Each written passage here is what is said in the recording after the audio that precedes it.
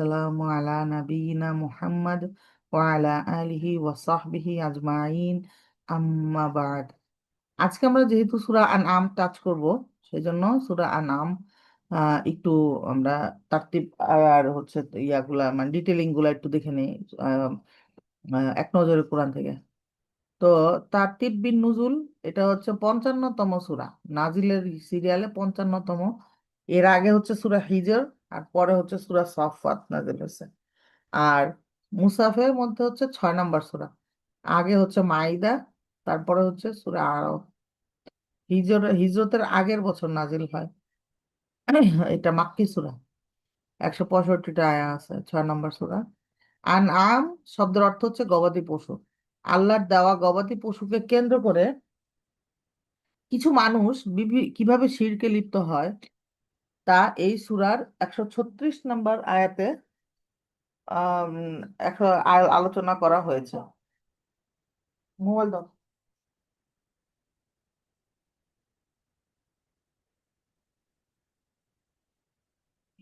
তারপরে বলছে কি, এছাড়া 138 থেকে 39 নম্বর আয়াতে দেখানো হয়েছে মুশরিকরা কিভাবে পশুগুলোকে কিভাবে এই পশুগুলোকে কিভাবে হালাল হারাম হিসেবে ভাগ বাটোয়ারা করে।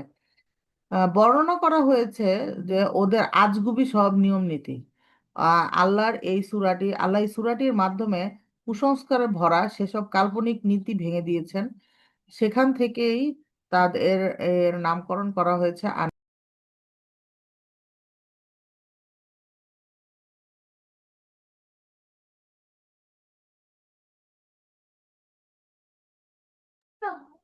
ওকে।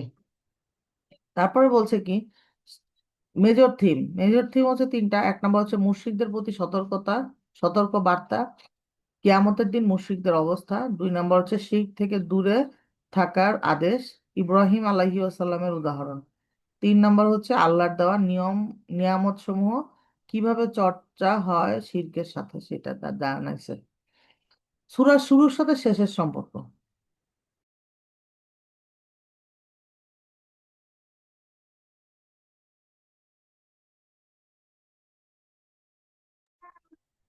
তো বলছে যে প্রশংসা সবই আল্লাহর, যিনি মহাকাশ এবং পৃথিবী সৃষ্টি করেছেন। অত তবু অকৃতজ্ঞ লোকেরা তার রবের সঙ্গে শিরক করেছে। আর সূরার শেষের দিকে বলা হলো, বলো, আমরা নামাজ আমার সকল ভালো কাজ, আমার জীবন, আমার মরণ, সবই মহাবিশ্বের অধিপতি আল্লাহর জন্য, তার কোনো অংশীদার নেই। অর্থাৎ শুরু শেষ মিলিয়ে এই সূরায় আল্লাহর একত্ববাদের নির্দেশ ও তার সাথে শিরক করতে নিষেধ করা হয়েছে। অন্য সূরার সঙ্গে সম্পর্ক। এই আগের সূরা হলো সূরা মাইদা, যার শেষে সূরা মাইদা, যার শেষে বলা হয়েছে আকাশ, পৃথিবী ও সেসবের মাঝে যা আছে সবকিছু আল্লাহর রাজত্বের অধীন। তিনি সবকিছুর উপর ক্ষমতাবান। অনুরূপ আলোচনা করা হয়েছে এই সূরার শুরুতেও। প্রশংসা সবই আল্লাহর, যিনি মহাকাশ ও পৃথিবী সৃষ্টি করেছেন। তবুও অকৃতজ্ঞ লোকেরা তাদের রবের সঙ্গে শিরক করছে। সারে নজুল। নবুয়ত প্রাপ্তির পর থেকেই আল্লাহর রসূল সাল্লাল্লাহু আলাইহি ওয়াসাল্লামের নাওয়া খাওয়া বন্ধ হওয়ার জোগাড়। দিন দিন রাত মক্কাবাসীদের দাওয়াত দিতে থাকলেন, কিন্তু মুশরিকরা কি আর সোজা পথ দেখতে পায়? তারা নবীজিকে নানাভাবে হেয় করতে লাগলো। কখনো কবি, কখনো জাদুকর, কখনো বা মিথ্যাবাদী রটিয়ে দিল এরকম নানান কিসিমের গুজব। উপরন্তু কেউ ইসলাম গ্রহণ করলেই তার উপর শুরু হয়ে যেত কুরাইশদের রকমারি জুলুম। দিন দিন এই অত্যাচারের মাত্রা বাড়তেই লাগলো। ফলস্বরূপ একসময় দেশ ছাড়তে বাধ্য হন বেশ কয়েকজন সাহাবী। আর ওই সময়টাতে আল্লাহর রসূলকে সাহায্য সহযোগিতা করার মতো কেউ ছিল না। আল্লাহ তাকে ধৈর্য ধারণ করার উপদেশ দিলেন। ধৈর্যের বিনিময়ে তিনি অন্যান্য নবীকে বিজয় দিয়েছিলেন, মনে করিয়ে দিলেন সেই কথা। আর এর অল্প কিছু সময় পরই আশার আলো জ্বলে ওঠে মদিনায়। মদিনার আউস এবং খাজরাজ গোত্রের নেতারা এলেন। নবীজিকে মদিনায় সাদরে বরণ করে নিলেন। আর ধীরে ধীরে মুসলমানদের সংখ্যা বাড়তে থাকে সেখানে। তৈরি হয় একটি মুসলিম রাষ্ট্র। নবীজি সেখান থেকে অনেকগুলো যুদ্ধ পরিচালনা করেন। এক সময় মক্কা বিজয় হয়। আল্লাহ তার নবীকে তার দেওয়া দেওয়া ওয়াদা পূরণ করলেন। আল্লাহ সুবহানাহু ওয়া তাআলা এই সূরাটি নাজিল করে ওই সময়কার মুশরিকদের হালচাল তুলে ধরেন, ফুটিয়ে তোলেন ওদের নানান বিকৃতি এবং অসারতা। শিরক বন্ধ করে এক আল্লাহর ইবাদত করতে বলেন, আর তা না করলে কঠিন শাস্তির হুঁশিয়ারিও দিয়েছেন। সেই সাথে মুসলিমদের দিয়েছেন আসন্ন বিজয়ের সুসংবাদ। সেগমেন্ট: সকল নবী রাসূলদের আহ্বান তাওহীদ। সকল নবী রাসূলকেই আল্লাহ তাআলা সঠিক পথ দেখিয়েছেন, আর সেই পথ হলো তাওহীদের পথ। আইন তৈরির কর্তৃত্ব একমাত্র আল্লাহর।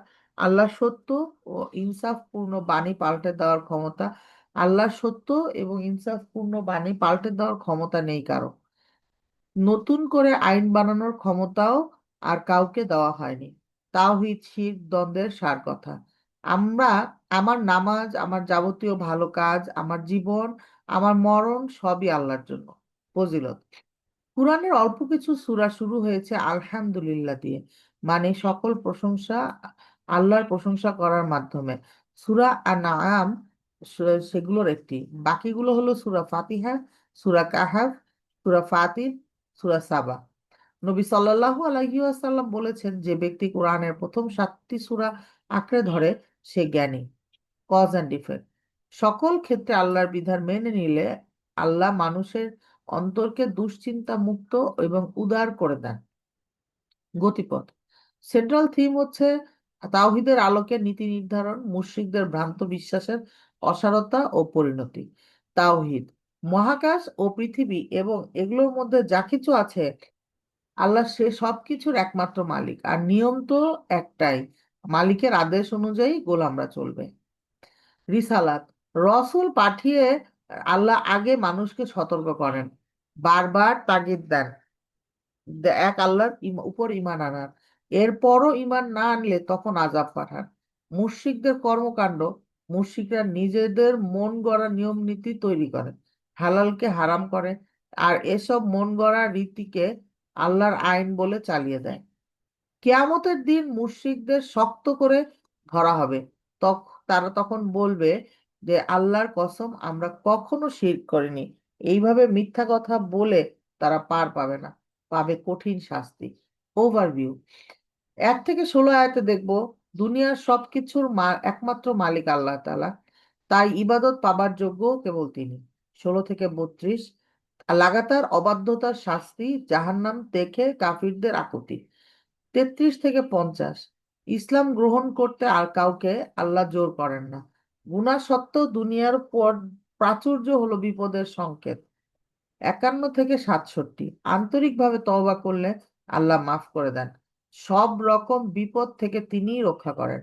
68 থেকে 83 উপকার কিংবা ক্ষতি কারো কোনো ক্ষতি করার কোনো ক্ষমতা মূর্তির নেই, তাই এগুলোকে ভয় পাওয়া নিরেট বোকামি। মৃত্যুর পর মানুষ আল্লাহর সামনে মানুষ একাকী হাজির হবে, যেভাবে জন্মের সময় সে একা এসেছিল। এই এই এই পয়েন্টটা খুব ইম্পর্ট্যান্ট। এই জায়গাটা আমরা দেখব যে যে বলা যায় আমার কবরে আমি যাব, এই কথাটা মানুষ অনেক গর্ব করেও বলে। অনেক সময় দেখা যায় একটা ভুলের উপরে তারা আছে থেকে বলবে কি, আমার কবরে তো আমিই যাব, তুমি এত কথা বলো কেন। খুবই আফসোস তাদের জন্য আর কি, যে যারা এরকম বলে। তারপরে কি বলছে কুরআন: না মানলে ক্ষতি মানুষেরই। মুশরিকদের উপাস্যদের গালি দেওয়া যাবে না, কারণ জবাবে তারাও আল্লাহকে গালি দিয়ে বসবে। ধ্বংসের আগে জালিমদের ক্ষমতা দেওয়া হয়, আর নবীদের মাধ্যমে আল্লাহ তাদেরকে সতর্ক করেন। সতর্ক না করে আল্লাহ শাস্তি দেন না। নিজেদের মন গড়া আইনে কোনটা হালাল কোনটা হারাম বুঝে মুশরিকরা যেসব ঠিক করে মুশরিকরা সেসব ঠিক করে। তারপরে বলছে কি, মুমিন কখনো কাফিরদের অনুসরণ করতে পারে না। আর শুধু ঈমান আনলেই চলবে না, সাথে করতে হবে ভালো আমলও। খুব ইম্পর্ট্যান্ট আমাদের সবার জন্য। কেস স্টাডি: মানুষ যখন দিনের পর দিন আল্লাহ ও তার বিধানকে প্রত্যাখ্যান করে, তখন তার ফলাফল হয় খুবই ভয়াবহ। তাদের অন্তরের উপর আল্লাহ পর্দা টেনে দেন, ফলে এদের চিন্তা শক্তি নষ্ট হয়ে যায়। এরা সত্যকে সত্য আর মিথ্যাকে মিথ্যা হিসেবে ধরতে পারে না। ফলে এরা হয়ে ওঠে আরো বেপরোয়া, আরো উদ্ধত। খেয়াল করলে দেখবেন দুনিয়াতে বাতিলদের গলার আওয়াজই বেশি চড়া হয়। অহংকার এদের র ঘাড়ের অহংকারে এদের ঘাড়ের রগ ফুলে ওঠে। ভুল করার পর এরা কোনোভাবেই সেখান থেকে ফিরে আসে না। নিজেদের ভুল কখনো স্বীকার করে না। তাই আমাদের নিজেদের সাবধান হওয়া ভীষণ প্রয়োজন। কোনো ভুল হয়ে গেলে সেটা স্বীকার করে নিতে আমরা যেন সংকোচ না করি। অহংকারের বশে সত্যকে যেন অস্বীকার না করি। রিফ্লেকশনস বা তাদাব্বুর, এই সূরায় 116 নম্বর আয়াতে এসেছে, আল্লাহ তাআলা তার রসূল সাল্লাল্লাহু আলাইহি ওয়াসাল্লামকে বলেছেন, তুমি যদি দুনিয়ার বেশিরভাগ লোকেদের মতো কথাবার্তা মতো চলো, লোকের কথাবার্তা মতো চলো, তাহলে তারা তোমাকে আল্লাহর পথ থেকে সরিয়ে ভুল পথে নিয়ে যাবে। তারা কেবল আন্দাজ অনুমানের অনুসরণ করে আর কেবল ধারণা করে কথা বলে। খুব ডেঞ্জারাস ধারণা করে কথা বলা। হাল আমলে দুনিয়ার প্রায় সব দেশেই গণতন্ত্র মানে, আর গণতন্ত্রের মুদ্রা কথা মোটামুটি সবারই জানা। দেশের বেশিরভাগ লোক যেটার পক্ষে মত দিবে সেটারই বাস্তবায়ন হবে। সংসদে 300 আসনের মধ্যে 151 জন কোনো বিষয়ে একমত হয়েছে তো ব্যাস, আইন বানিয়ে ফেলো। অথচ আল্লাহ তাআলা কোরআনে স্পষ্ট বলেছেন বেশিরভাগ লোক আন্দাজের অনুসরণ করে। তাই অধিকাংশ মতামত কখনো ঠিক ব্যাঠিকের মাপকাঠি হতে পারে না। নামাজ পড়া শেষ, আগে একটু কোরআন পড়ে নাও। হুম হুম। মূর্খ তাই অধিকাংশ মতামত কখনো ঠিক ব্যাঠিকের মাপকাঠি হতে পারে না। মূর্খরা সব একজোট হয়ে সিদ্ধান্ত একটা নিয়ে ফেলবে, তারপর চাপিয়ে দেবে বাকি সবার উপর। তাহলে সমাধান কি? পথের দিশা রয়েছে কোরআন ও সুন্নাহর মাঝে। কুরআনের আলোকে আমাদের প্রিয় নবী সাল্লাল্লাহু আলাইহি ওয়াসাল্লাম ও তার সাহাবীগণ যেভাবে একটি আদর্শ সমাজ ও রাষ্ট্র গড়ে তুলেছিলেন, আমাদেরকেও সেভাবেই এগোতে হবে। অনেকেই প্রশ্ন করতে পারেন, ইসলামিক শাসন ব্যবস্থা যদি এতই ভালো আর শ্রেষ্ঠ হয়, তাহলে সেই ব্যবস্থা ধসে পড়লো কেন? উত্তরটা সহজ। ইসলামী ব্যবস্থা ধসে পড়বার পিছনে কিন্তু ইসলামী আইন বা সিস্টেম দায়ী নয়। দায়িত্বশীলদের উদাসীনতা আর নৈতিক অবক্ষয়ই এর প্রধান কারণ।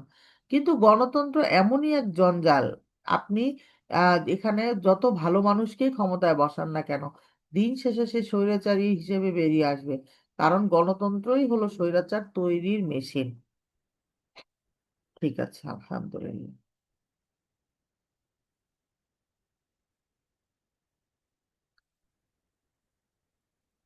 ওকে, আজকে হচ্ছে আমার পড়ার কথা হচ্ছে সূরা মাইদার 9 নম্বর আয়া থেকে 45 নম্বর আয়া পর্যন্ত। এটা কি সূরা নিসা বের হইছে আমার? ওকে, মাইদা 9 থেকে 45। হ্যাঁ।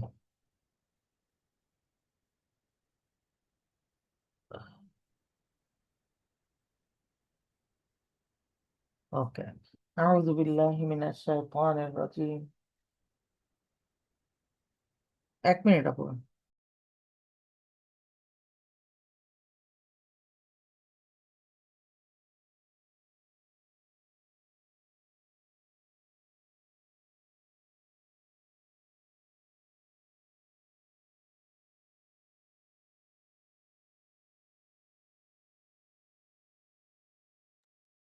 যারা যারা ঈমান আনে ও নেক কাজ করে, আল্লাহ তাআলা তাদের সবাইকে প্রতিশ্রুতি দিয়েছেন তাদের জন্য তার কাছে বিশেষ ক্ষমা ও বড় পুরস্কার রয়েছে। অপরদিকে যারা কুফরি করেছে এবং আমার আয়াতসমূহকে অস্বীকার করেছে, তারাই হচ্ছে এমন এমন যারা জাহান্নামের অধিবাসী। ওকে। হে ইমানদার ব্যক্তিরা, তোমাদের উপর আল্লাহর নিয়ামত স্মরণ করো। যখন একটি গোষ্ঠী তোমাদের বিরুদ্ধে হাত উঠাতে উদ্যত উদ্যত হয়েছিল, তখন আল্লাহ তাআলা সেই হাতগুলোকে তোমাদের উপর আক্রমণ করা থেকে বিরত রাখলেন। তোমরা আল্লাহ তাআলাকে ভয় করো। মুমিনদের তো আল্লাহর উপরই ভরসা করা উচিত। আল্লাহ তাআলা বনি ইসরাইলদের আনুগত্যের অঙ্গীকার গ্রহণ করলেন।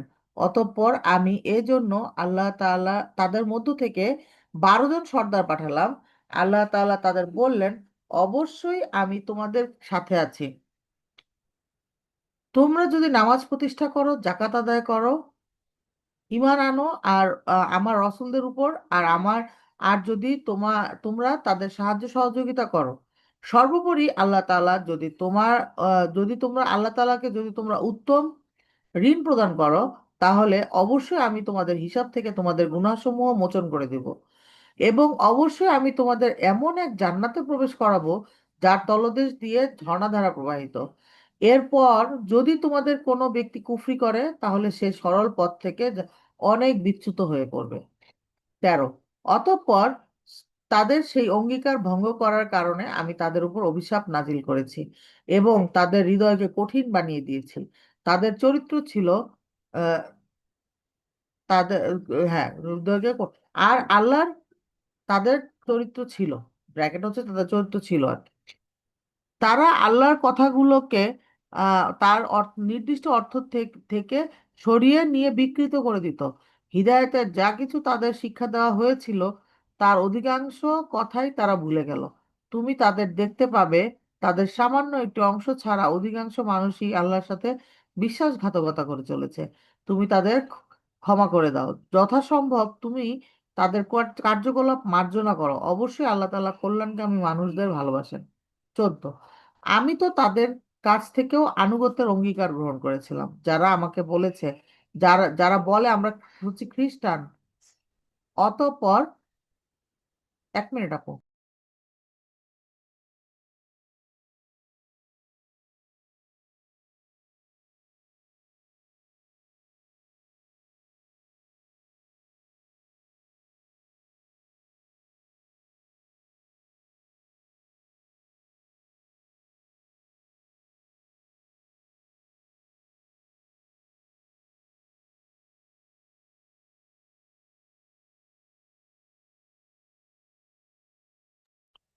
তাহলে বলছে যে তা আমি তো তাদের কাছ থেকে অঙ্গীকার গ্রহণ করেছিলাম, যারা বলে আমরা হচ্ছি খ্রিস্টান। অতঃপর এরাও অঙ্গীকারের কথা ভুলে গেল যা তাদের স্মরণ করানো হয়েছিল।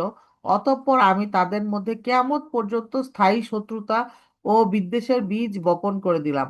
দুনিয়ার জীবনে তারা যা কিছু উদ্ভাবন করত, অচিরেই আল্লাহ তাআলা তা বলে দেবেন। 15, হে আহলি কিতাবরা, তোমাদের কাছে তো আমার পক্ষ থেকে রসূল এসেছে। আগের কিতাবের যা কিছু তোমরা এতদিন গোপন করে রেখেছিলে তার বহু কিছুই সে তোমাদের কাছে তোমাদের স্পষ্ট করে বলে দিয়েছে। আবার অনেক কিছুই সে এড়িয়েও যাচ্ছে। তোমাদের কাছে এখন তো আল্লাহর পক্ষ থেকে আলোকবর্তিতা এবং সুস্পষ্ট কিতাবও এসে গেছে। এর দ্বারা আল্লাহ তাআলা তাকে শান্তি, দন্ত বুঝি না, সরি, বাংলা। এর দ্বারা আল্লাহ তাআলা তাকে শান্তি ও নিরাপত্তার পথ বাতলে দেন। যে ব্যক্তি আনুগত্য তার সন্তুষ্টি লাভ করতে চায়, অতঃপর তার অনুমতি ক্রমে তাদের জাহিলিয়াতের অন্ধকার থেকে ঈমানের আলোতে বের করে আনেন, আর এভাবেই তিনি সঠিক পথে পরিচালিত করেন। নিশ্চয় কুফরি নিশ্চয় 17, নিশ্চয় তারা কুফরি করেছে যারা বলেছে অবশ্যই মারিয়ামের পুত্র ঈসা মসিহ আল্লাহ। হে মোহাম্মদ, তুমি তাদের বলো, আল্লাহ তাআলা যদি মারিয়াম পুত্র মসিহ, তার মা ও গোটা বিশ্ব চরাচরের যা কিছু আছে সবকিছু ধ্বংস করে দিতে চান, এমন কি আছে যে আল্লাহ তাআলার কাছে থেকে এদের রক্ষা করতে পারে?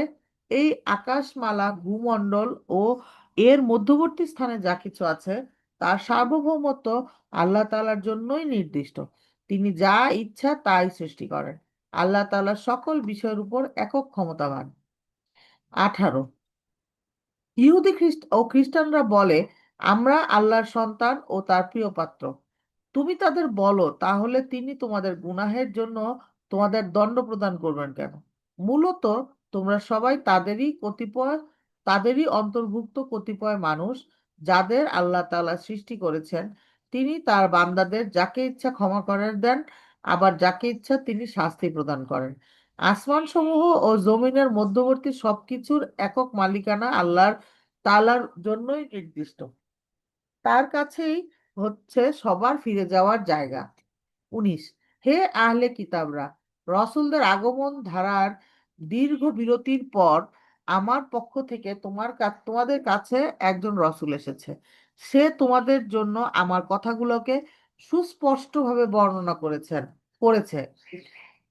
করছে, যাতে করে তোমরা শেষ বিচারের দিন এ কথা বলতে না পারো যে আমাদের কাছে জান্নাতের সুসংবাদ বহনকারী ও জাহান্নামের সতর্ককারী হিসেবে কেউই তো আগমন করেনি। হ্যাঁ, আজ তো সত্যি সত্যি তোমাদের কাছে সুসংবাদ বহনকারী এবং সতর্ককারী একজন রসূল এসে গেছে।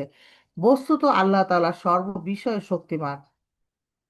যখন মুসা তার জাতিকে বলেছিল, হে আমার সম্প্রদায়ের লোকেরা, আল্লাহ তাআলা তোমাদের উপর যে নিয়ামত নাজিল করেছেন তা তোমরা স্মরণ করো।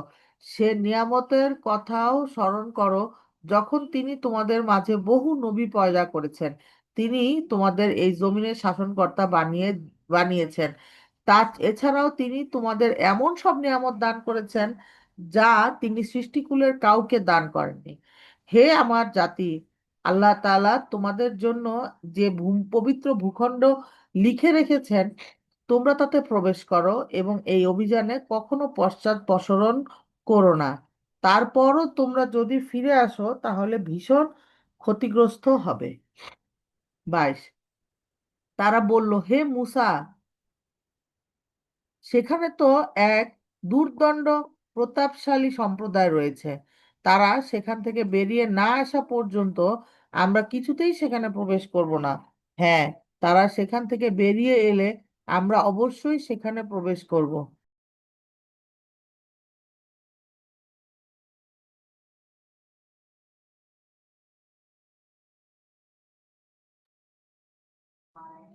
আচ্ছা, তারপরে বলছে কি যে তারা বলল, হে মূসা, সেখানে তো এক দুর্দণ্ড প্রতাপশালী সম্প্রদায় রয়েছে। তারা সেখান থেকে বেরিয়ে না আসা পর্যন্ত কিছুতেই আমরা সেখানে প্রবেশ করব না। হ্যাঁ, তারা সেখান থেকে বেরিয়ে এলে আমরা অবশ্যই সেখানে প্রবেশ করব। তাদের 23, তাদের দুজন লোক যারা আল্লাহ তাআলাকে ভয় করেছিল, আহ যাদের উপর আল্লাহ তাআলা অনুগ্রহ করেছিলেন, তারা এগিয়ে এসে বলল, তোমরা সদর দরজা দিয়েই সেখানে প্রবেশ করো, আর একবার সেখানে প্রবেশ করলেই তোমরা বিজয়ী হবে। তো তোমরা যদি সত্যিকার অর্থে মুমিন হও তাহলে আল্লাহর উপরই ভরসা করো। আর তারা বলল, হে মূসা, সেই শক্তিশালী লোকেরা যতক্ষণ সেখানে থাকবে ততক্ষণ আমরা কখনো সেখানে প্রবেশ করব না। তুমিই বরং যাও, তুমি ও তোমার রব উভয়ে মিলে যুদ্ধ করো। আমরা এখানেই বসে রইলাম। 25, মুসা বলল, হে আমার রব, তুমি জানো আমার নিজের এবং আমার ভাই ছাড়া আর কারো উপর আমার আধিপত্য নেই। অতএব আমাদের এই আমাদের ওই নাফরমান লোকেদের মাঝে তুমি একটা মীমাংসা করে দাও। আল্লাহ তাআলা বললেন, হ্যাঁ, আগামী 40 বছর অবশ্যই সেই জনপদটি তাদের জন্য নিষিদ্ধ করে দেওয়া হলো। এই সময়ে তারা উদ্ভ্রান্ত হয়ে পৃথিবীতে ঘুরে বেড়াবে। সুতরাং তুমি এই নাফরমান লোকেদের উপর কোনো দুঃখ করো না। 27, হে মুহাম্মদ, তুমি এদের কাছে আদমের দুই পুত্রের গল্প যথাযথভাবে শুনিয়ে দাও। গল্পটি ছিল এই: যখন তারা দুইজন আল্লাহর নামে কুরবানি পেশ করলো, তখন এক তাদের মধ্যে একজনের কাছ থেকে কুরবানি কবুল হলো, আরেকজনের কাছ থেকে কবুলই করা হলো না। যার কুরবানি কবুল করা হয়নি সে বলল, আমি অবশ্যই তোমাকে হত্যা করব। আর যার কুরবানি কবুল করা হলো সে বলল যে আল্লাহ তাআলা শুধু মুত্তাকিদের কাছ থেকেই কুরবানি কবুল করেন। হিংসার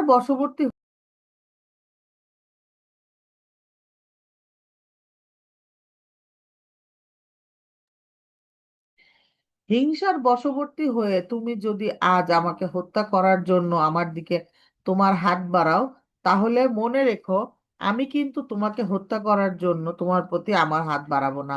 অবশ্যই আমি সৃষ্টিকুলের মালিক আল্লাহকে ভয় করি। আমি বরং চাইবো তুমি আমার গুনাহ এবং তোমার গুনার বোঝা একাই তোমার মাথার উপর উঠিয়ে নাও। এভাবেই তুমি জাহান্নামের অধিবাসী হয়ে পড়ো। মূলত এটাই হচ্ছে জালিমদের যথার্থ কর্মফল।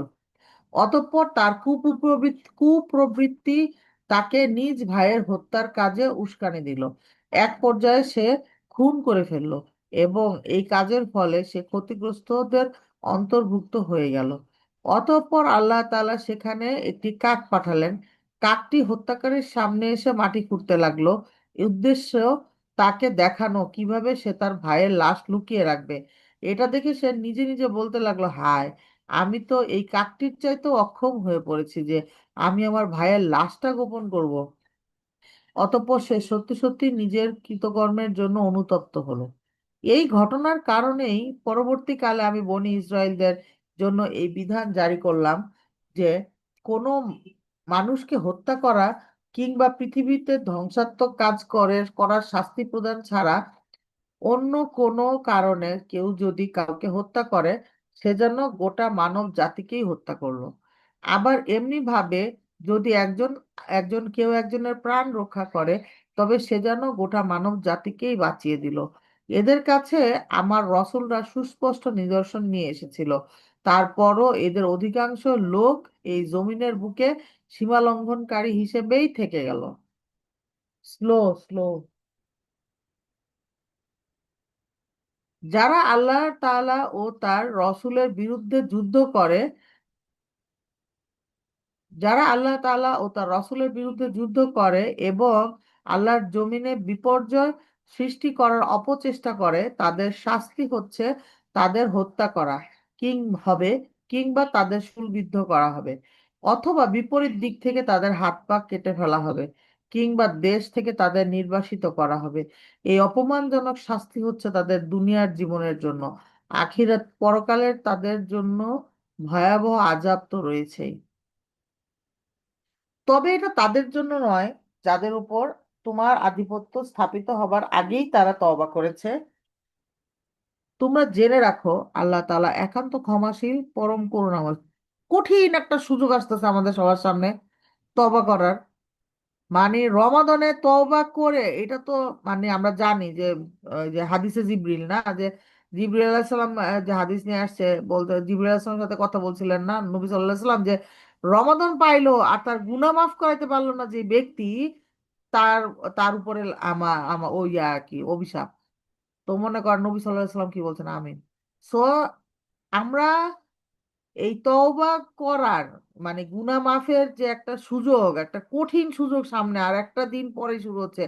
আমরা কন্টিনিউয়াসলি দোয়া করবো যে, আল্লাহ এর মধ্যে ডাক দিয়েন না, আল্লাহ এই দুনিয়াতে রাখেন আল্লাহ, এবং আমাকে রমাদানটা পাওয়ায় দেন, এবং রমাদানে আমি যেন সর্বোচ্চ লেভেলের ইবাদত করে আপনার সবচেয়ে কাছের বান্দা হয়ে যেতে পারি, সেই ব্যবস্থা আপনি করে দেন। এবং চেষ্টা করতে হবে কন্টিনিউয়াসলি, আমাদের মুখটা যেন কখনোই ফ্রি না থাকে।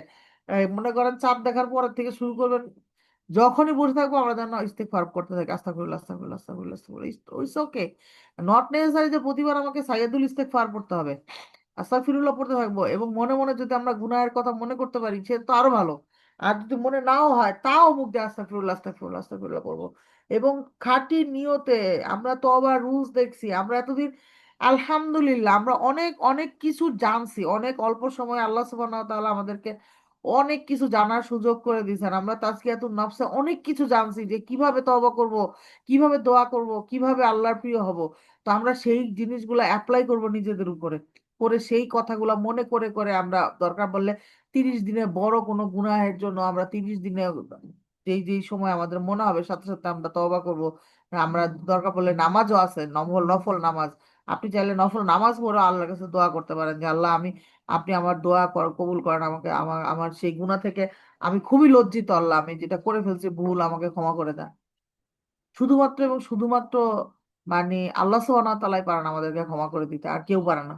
সো ইনশাল্লাহ ইনশাল্লাহ আমরা সবাই, সবার কৃত যেই সময় গেছে আমাদের, সেই সময়ের জন্য আমরা লজ্জিত, এবং আমরা সবাই আল্লাহ সুবহানাহু ওয়া তাআলার কাছে সাহায্য চাবো যেন আল্লাহ সুবহানাহু ওয়া তাআলা জান্নাতে আমাদের সবাইকে জান্নাতুল ফেরদৌসে একসাথে করেন, এবং জান্নাতুল ফেরদৌস দেন আমাদেরকে, আল্লাহর ঘরের পাশে একটা ঘর দেন কিয়ামতের দিন। এটাই আমাদের জান্নাত। কেউ কি চিন্তা করতে পারে যে সে জাহান্নামে কয়েকদিন কয়েকদিন জাহান্নামে জ্বলা তারপরে জান্নাতে যাবে? যারা জান্নাত জাহান্নাম চিনে এরা কোনোদিনও চিন্তা করবে যে জাহান্নামে কয়েকদিন জ্বলার পর তো যাবোই গা, একটু পাপ করেই ফেলাই?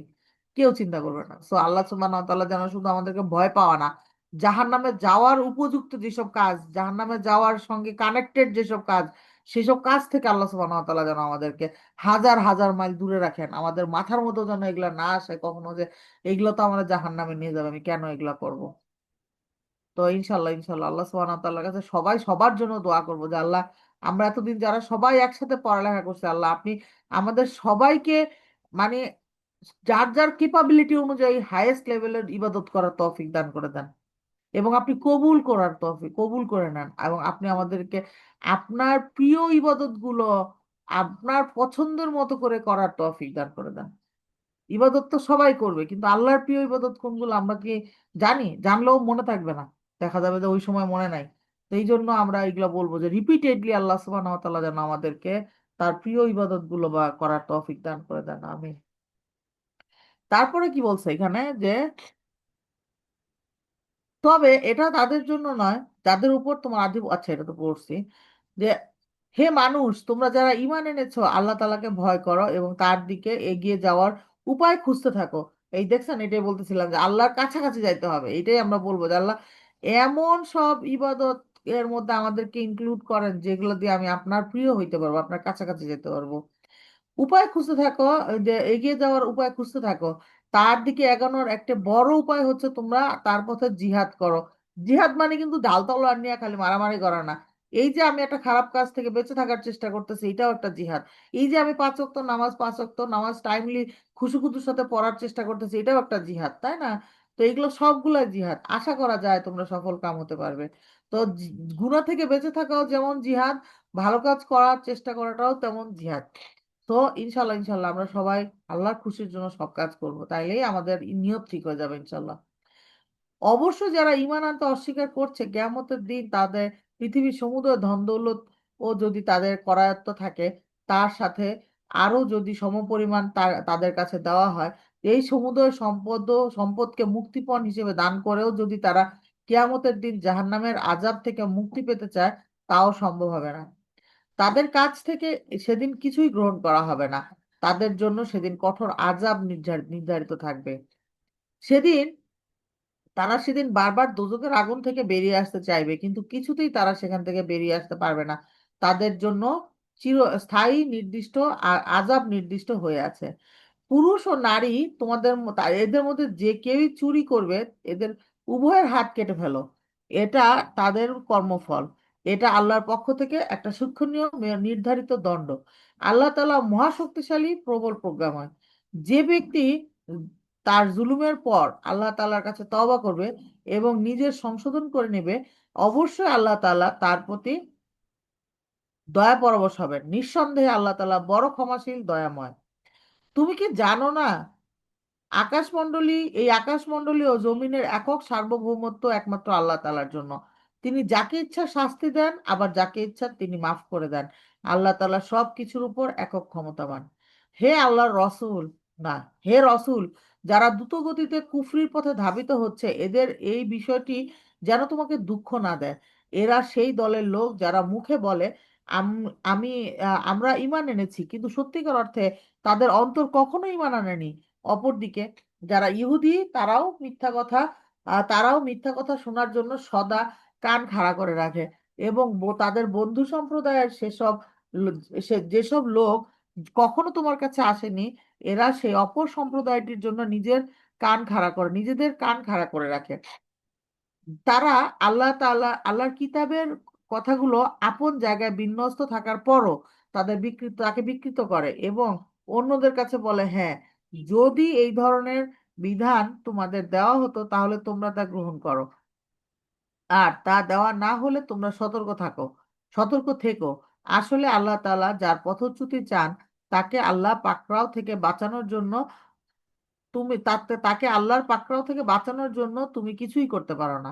এরাই হচ্ছে সেসব হতভাগ্য লোক, আল্লাহ তাআলা যাদের অন্তরগুলোকে কখনো পাক সাফ করার ইরাদা পোষণ করেন না, তাদের জন্য পৃথিবীতেও রয়েছে অপমান ও লাঞ্ছনা, পরকালেও তাদের জন্য ভয়াবহ আযাব রয়েছে।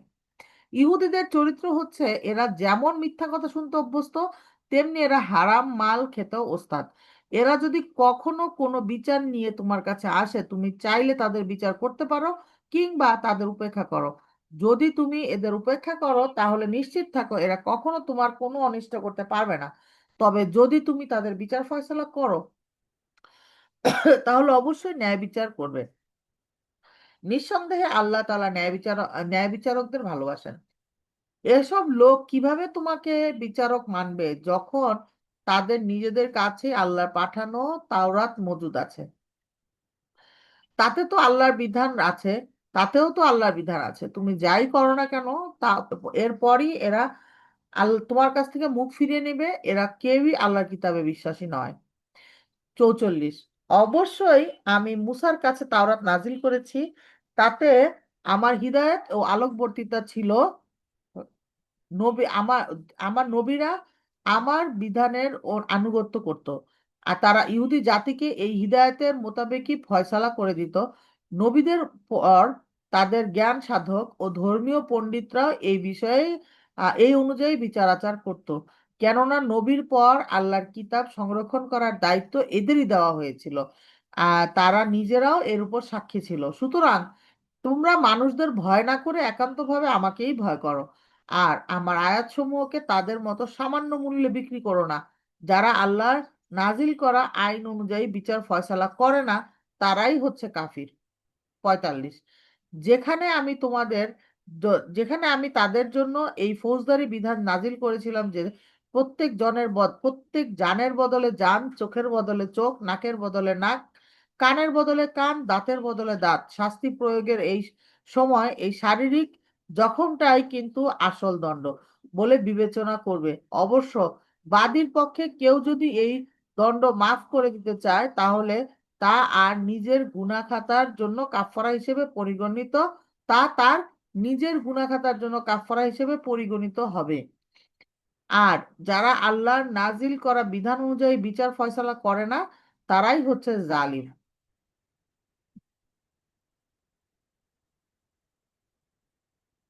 এরপরে কি কামরুন আপু? কে আপু, পড়বে? হ্যাঁ, এরপরে আমাদের সেকেন্ড রিডার হচ্ছে সালমা রহমান আপু। উনি কি আছে এখানে?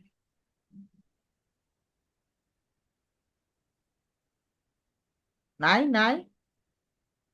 জানি না তো, উনি তো হ্যান্ড রাইজও করে নাই। বলছিলাম রহমান ভাই নেই। হ্যাঁ, আছে এটা তো আছে।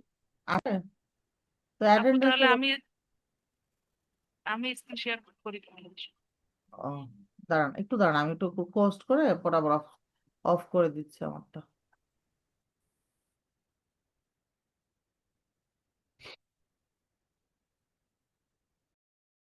হ্যাঁ আপু শুরু করেন।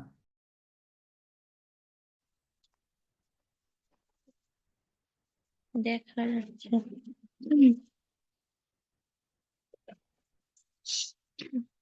46, এক ক্রমধারায় অতঃপর আমি মারিয়াম পুত্র ঈসাকে পাঠিয়েছি। সেখানে আগে থেকে তাওরাতের যা কিছু অবশিষ্ট ছিল সে ছিল তার সত্যায়নকারী।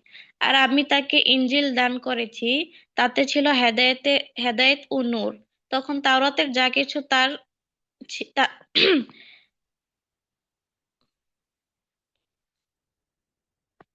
আর আমি তাকে ইনজিল দান করেছি, তাতে ছিল হেদায়েত ও নূর। তখন তাওরাতের যা কিছু তার কাছে বর্তমান ছিল সে তার সত্যায়নকারী ছিল। তদুপরি তাতে মুত্তাকী লোকদের জন্য পথ নির্দেশ ও উপদেশ মজুদ ছিল। 47, ইনজিলের অনুসারীদের উচিত ছিল এর ভেতরে আল্লাহ তাআলা যা কিছু নাজিল করেছেন তার ভিত্তিতে বিচার ফাইসালা করা, কেননা যারা আল্লাহর নাজিল করা আইনের ভিত্তিতে বিচার করে না তারাই হচ্ছে ফাসেক। 48, হে মুহাম্মদ, আপনি আমি তোমার প্রতি সত্য দিনসহ এ কিতাব নাজিল করেছি। আগের কিতাবে যা কিছু তার সামনে মজুদ রয়েছে এই কিতাব তার সত্যতা স্বীকার করে। শুধু তাই নয়, এই কিতাব তার হেফাজতকারীও বটে। সুতরাং আল্লাহ তাআলা যেসব বিধিবিধান নাজিল করেছেন তার ভিত্তিতেই তুমি তাদের মধ্যে বিচার ফাইসালা করো।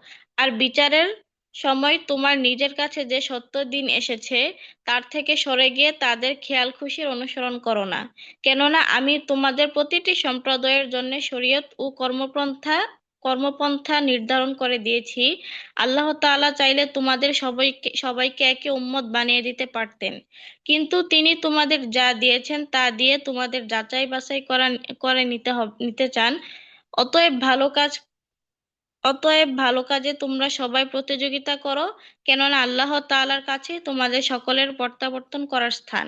এখানে তোমরা যেসব বিষয় নিয়ে মতভেদ করতে, ওইখানে তিনি তা তোমাদের বলে দিবেন। 49। অতএব হে মুহাম্মদ, তোমার উপর আপু দেখা যাচ্ছে না,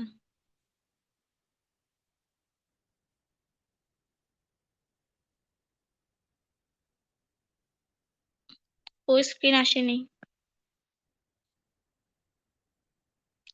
49। অতএব হে মুহাম্মদ, তোমার উপর আল্লাহ তাআলা আইন কানুনের যা কিছু নাজিল করেছেন তুমি তা দিয়ে এদের মাঝে বিচার ফাইসালা করো, এবং কখনো তাদের খেয়াল খুশির অনুসরণ করো না। তাদের থেকে সতর্ক থেকো। যা কিছু আল্লাহ তাআলা তোমার উপর নাজিল করেছেন তার কোনো বিষয়ে তারা যেন কখনো তোমাকে ফিতনায় না ফেলতে পারে।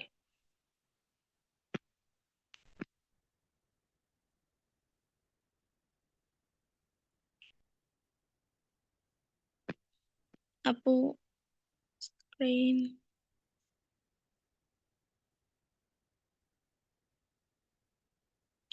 অতঃপর তোমার ফায়সালা থেকে যদি এরা মুখ ফিরিয়ে নেয়, তাহলে জেনে রাখো আল্লাহ তাআলা তাদের নিজেদেরই কোনো গুনাহের জন্য তাদের কোনো মুসিবতে ফেলবেন।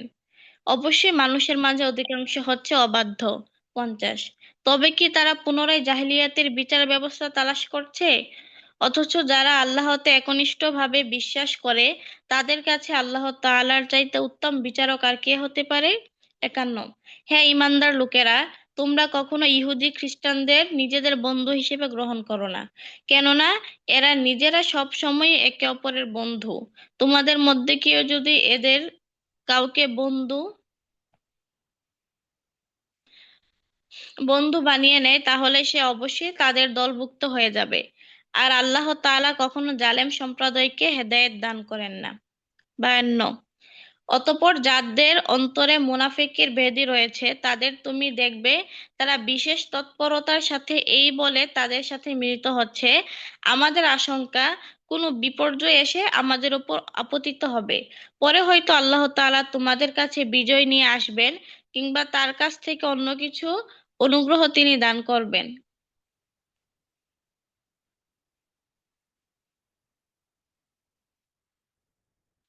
তখন এ লোকেরা নিজেদের মনের ভেতর যে কপটতা লুকিয়ে রেখেছিল তার জন্য ভীষণ অনুতপ্ত হবে।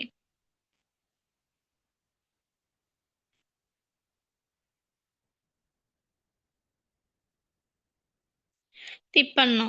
তখন ঈমানদার লোকেরা বলবে, এরাই কি সেসব মানুষ যারা আল্লাহ তাআলার নামে বড় বড় শপথ করত যে তারা অবশ্যই তোমাদের সঙ্গে আছে? আজ তাদের সমগ্র কার্যকলাপ বিনষ্ট হয়ে গেল এবং তারা ভীষণ ক্ষতিগ্রস্ত হয়ে পড়ল। 54। হে ঈমানদার ব্যক্তিরা, জেনে রাখো তোমাদের মধ্যে কোনো লোক যদি নিজের দিন ইসলাম থেকে মুরতাদ হয়ে যায়, তাহলে তার জায়গায় আল্লাহ তাআলা অচিরেই এখানে এমন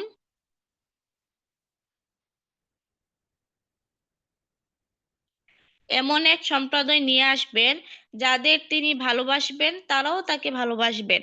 তারা হবে মুমিনদের প্রতি কোমল ও কাফেরদের প্রতি কঠোর। তারা আল্লাহর পথে জিহাদ করবে।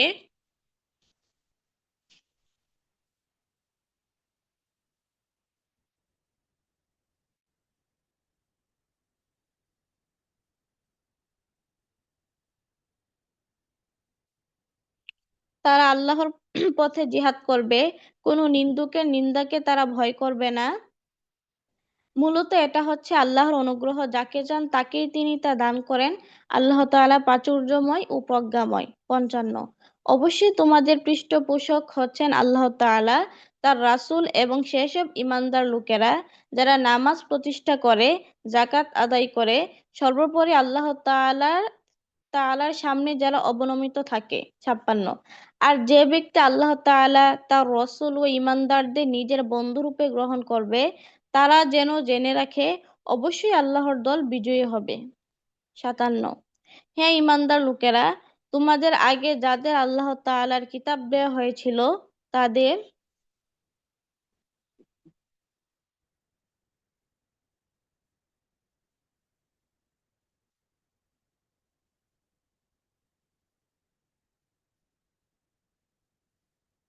হে ঈমানদার লোকেরা, তোমাদের আগে যাদের আল্লাহ তাআলার কিতাব দেয়া হয়েছিল তাদের মধ্যে যারা তোমাদের দিনকে বিদ্রূপ ও খেলতামাশার বস্তুতে পরিণত করে রেখেছে, তাদের এবং কাফেরদের কখনো তোমরা নিজেদের বন্ধু বানিও না।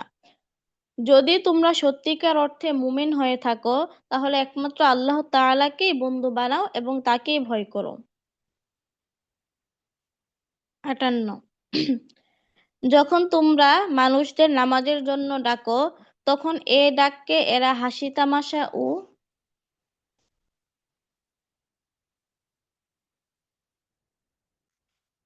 তখন এ ডাককে এরা হাসি তামাশা ও খেলার বস্তু বানিয়ে দেয়। এটা এজন্য যে এরা হচ্ছে এমন এক সম্প্রদায় যারা সত্য মিথ্যার কিছুই বুঝে না। 59। হে রসূল, তুমি বলো, হে আহলে কিতাবরা, তোমরা কি আমাদের কাছ থেকে এ কারণেই প্রতিশোধ নিচ্ছ যে আমরা আল্লাহর উপর ঈমান এনেছি এবং ঈমান এনেছি আমাদের উপর আগে ও বর্তমানে যা কিছু নাজিল করা হয়েছে তার উপরও? আসলে তোমাদের অধিকাংশ মানুষই হচ্ছ গুনাহগার। 60। হে রসূল, তুমি বলো, আমি কি তোমাদের বলে দেব আল্লাহর কাছে এর চাইতে নিকৃষ্ট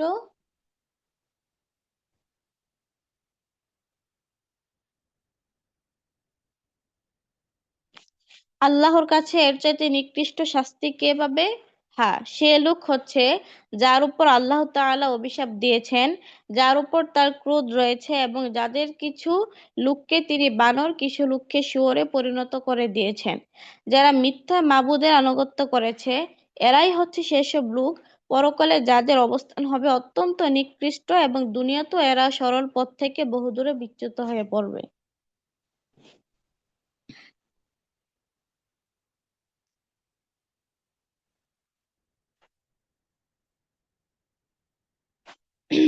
একষট্টি। তারা যখন তোমাদের সামনে আসে তখন বলে, আমরা ঈমান এনেছি। আসলে তোমার এ জায়গায় তারা আসলে তোমার এ জায়গায় তারা কুফরি নিয়ে প্রবেশ করছিল এবং তা নিয়ে তোমার কাছ থেকে তারা বেরিয়ে গেছে। তারা তাদের মনের ভেতর যা কিছু লুকিয়ে রাখছিল, আল্লাহ তাআলা সে ব্যাপারে পূর্ণ ওয়াকিবহাল রয়েছেন। 62। তাদের অনেককেই তুমি দেখতে পাবে গুনাহ, বিদ্রোহ ও হারাম মাল ভোগ করার কাজে একে অপরের সাথে প্রতিযোগিতা করে চলেছে। এরা যা করে আসলেই তা বড় নিকৃষ্ট কাজ। 63। কত ভালো হতো এদের ধর্মীয় নেতা ও পণ্ডিত ব্যক্তিরা যদি এদেরকে এসব পাপের কথা ও হারাম মাল ভোগ করা থেকে বিরত রাখতো, কারণ এরা যা কিছু সংগ্রহ করেছে তা বড়ই জঘন্য। 64। ইহুদিরা বলে, আল্লাহর দানের হাত বাঁধা পড়ে গেছে। আসলে নয়, তাদের নিজেদের হাতে বাঁধা পড়ে গেছে। আর তারা যা কিছু বলেছে সে কারণে তাদের অভিশাপ দেয়া হয়েছে। আল্লাহর তো উভয় হাতে মুক্ত, যেভাবে তিনি চান সেভাবেই তিনি দান করেন। আসলে তোমার মালিকের পক্ষ থেকে যা কিছু তোমার উপর নাজিল করা হয়েছে তা অবশ্যই তাদের অনেকেরই সীমালঙ্ঘন ও কুফরিকে বাড়িয়ে দিয়েছে। ফলে আমি তাদের মাঝে কিয়ামত পর্যন্ত শত্রুতা ও পরস্পর বিদ্বেষ সঞ্চার করে দিয়েছি। যখনই তারা যুদ্ধের আগুন জ্বালিয়ে দিতে চেয়েছে, আল্লাহ তাআলা তখনই তা নিভিয়ে দিয়েছেন। তারা বারবার এ জমিনে বিপর্যয় সৃষ্টির প্রয়াস পেয়েছে। আল্লাহ তাআলা বিপর্যয় সৃষ্টিকারীদেরকে পছন্দ করেন না।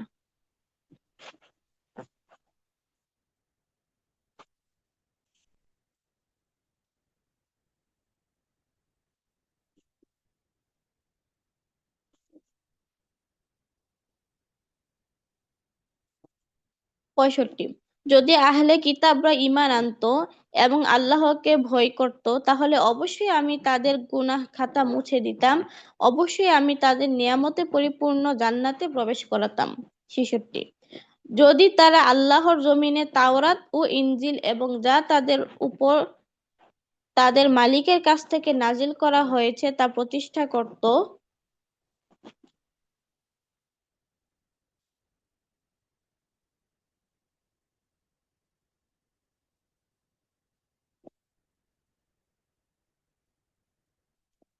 তাহলে তারা তাদের মাথার উপরের আসমান থেকেও তাদের পায়ের নিচের জমিন থেকে পাওয়া রিজিক ভোগ করতে পারত। তাদের মধ্যে একদল ন্যায় ও মধ্যপন্থী লোক রয়েছে, তবে তাদের অধিকাংশই হচ্ছে এমন যাদের কর্মকাণ্ড খুবই নিকৃষ্ট। 67। হে রসূল, তোমার মালিকের পক্ষ থেকে যা কিছু তোমার উপর নাজিল করা হয়েছে তা তুমি অন্যের কাছে পৌঁছে দাও। যদি তুমি তা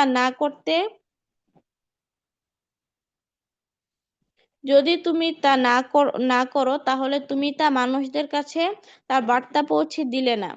আল্লাহ তাআলা আমাকে মানুষের অনিষ্ট থেকে বাঁচিয়ে রাখবেন।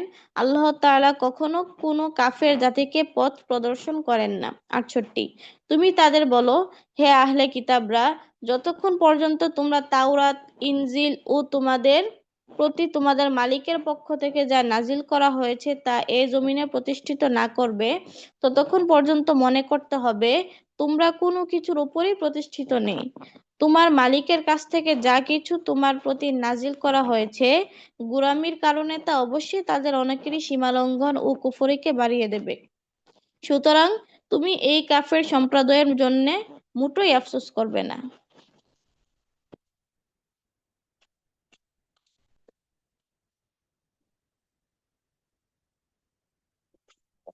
69। নিশ্চয়ই যারা ঈমান এনেছে এবং যারা ছিল ইহুদি, সাবেঈ, খ্রিস্টান, এদের যে কেউই এক আল্লাহ তাআলা ও শেষ বিচার দিনের উপর ঈমান আনবে এবং ঈমানের দাবি অনুযায়ী নেক কাজ করবে, পরকালে তাদের কোনো ভয় নেই, তারা কোনো দুশ্চিন্তা করবে না। 70। আমি বনী ইসরাইলের কাছ থেকে আনুগত্যের অঙ্গীকার আদায় করে নিয়েছিলাম এবং আমি তাদের কাছে রসূলদের প্রেরণ করেছিলাম। কিন্তু যখনই কোনো রসূল তাদের কাছে এমন কিছু বিধান নিয়ে হাজির হয়েছে তা তাদের মন পছন্দ করেনি, তখনই তারা রসূলদের একদলকে মিথ্যাবাদী বলেছে, আরেক দলকে তারা হত্যা করেছে।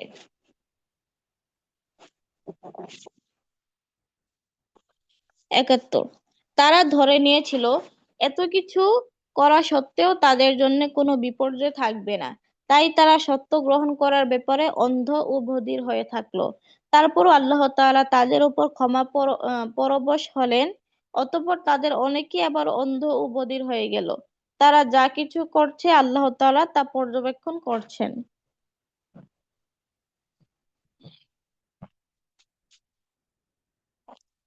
নিশ্চয়ই তারা কাফের হয়ে গেছে যারা একথা বলেছে, আল্লাহই হচ্ছেন মারিয়ামের পুত্র মাসিহ, অথচ মাসিহ নিজে একথা বলেছে যে, হে বনী ইসরাইল, তোমরা এক আল্লাহর ইবাদত করো, যিনি আমারও রব তোমাদেরও রব। অবশ্যই যে ব্যক্তি আল্লাহর সাথে শরীক করবে, আল্লাহ তাআলা তার উপর জান্নাত হারাম করে দিবেন আর তার স্থায়ী ঠিকানা হবে জাহান্নাম। এই জালেমদের সেদিন কোনো সাহায্যকারী থাকবে না। ৭৩। তারাও কুফরি করেছে যারা বলেছে তিনজনের মধ্যে তৃতীয় হচ্ছেন আল্লাহ, অথচ এক ইলাহ ছাড়া আর কোনো ইলাহ নেই। তারা সেসব তারা যেসব অলীক কথাবার্তা বলে তা থেকে যদি কখনো এখনো ফিরে না আসে, তবে তাদের মাঝে যারা একথা বলে কুফরি করেছে তাদের অবশ্যই কঠিন যন্ত্রণাদায়ক আযাব পেয়ে যাবে। ৭৪। তারা কি আল্লাহর কাছে তওবা করবে না এবং কখনো কি তারা তার কাছে ক্ষমা প্রার্থনা করবে না? আল্লাহ তাআলা বড়ই ক্ষমাশীল, দয়াময়।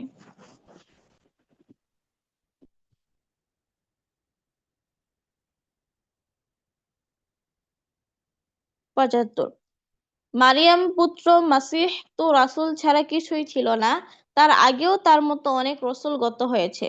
তার মা ছিল এক সত্যনিষ্ঠ মহিলা, তারা মা ও ছেলে উভয়ই আর দু-দশটি মানুষের মতো করেই খাবার খেত। তুমি লক্ষ্য করে দেখো আমি কিভাবে তাদের জন্যে আমার আয়াতগুলো খুলে খুলে বর্ণনা করছি, অতঃপর তুমি দেখো কিভাবে আজ তাদের দ্বারে দ্বারে ঠুকর খাওয়ানো হচ্ছে। ৭৬। তুমি বলো, তোমরা কি আল্লাহকে বাদ দিয়ে এমন কিছুর ইবাদত করছো যা তোমাদের কোনো ক্ষতি কিংবা উপকার কিছুই কিছুই করার ক্ষমতা রাখে না। প্রকৃতপক্ষে আল্লাহ তাআলা সবকিছুই শুনেন এবং জানেন। ৭৭। তুমি বলো, হে আহলে কিতাবরা, তোমরা কখনো নিজেদের দ্বীনের ব্যাপারে অন্যায়ভাবে বাড়াবাড়ি করো না। তোমরা সেসব জাতির খেয়াল খুশির অনুসরণ করো না যারা আগেই পথভ্রষ্ট হয়ে গেছে এবং তারা অনেক লোককে গুমরাহ করে দিয়েছে, আর তারা নিজেরাও সহজ সরল পথ থেকে বিচ্যুত হয়েছে। ৭৮। বনী ইসরাইলের মাঝে আরো যারা মাসিহের ব্যাপারে আল্লাহর এ ঘোষণা অস্বীকার করেছে, তাদের উপর দাউদ ও মারিয়াম পুত্র ঈসার মুখে অভিশাপ অভিশাপ দেয়া হয়েছে, কেননা তারা আল্লাহর বিরুদ্ধে বিদ্রোহ করেছে এবং সীমালঙ্ঘন করেছে। ৭৯। তারা যেসব গর্হিত কাজ করত তা থেকে তারা একে অপরকে বারণ করত না। তারা যা করত নিঃসন্দেহে তা ছিল নিকৃষ্ট। ৮০। তুমি তাদের মাঝে এমন বহু লোককে দেখতে পাবে যারা ইমানদারদের বদলে কাফেরদের সাথে বন্ধুত্ব করতেই বেশি আগ্রহী। তারা নিজেরাই তারা নিজেরা নিজেদের জন্য যা কিছু অর্জন করে সামনে পাঠিয়েছে তাও অতি নিকৃষ্ট। এ কারণে আল্লাহ তাআলা তাদের উপর ক্রোধান্বিত হয়েছেন। এ লোকেরা অনন্তকাল ধরে আযাবে নিমজ্জিত থাকবে। ৮১। তারা যদি আল্লাহ তাআলা, তার নবী ও তার প্রতি যা কিছু নাজিল করা হয়েছে তার প্রতি যথাযথ ঈমান আনতো, তাহলে এরা কাফেরদের বন্ধু হিসেবে গ্রহণ করত না। কিন্তু তাদের অধিকাংশ লোকই হচ্ছে গুনাহগার। অন্য আপু। জি আপু। মানুষদের মাঝে যারা ঈমান এনেছে, আপু শুনতে পাচ্ছেন আপনারা?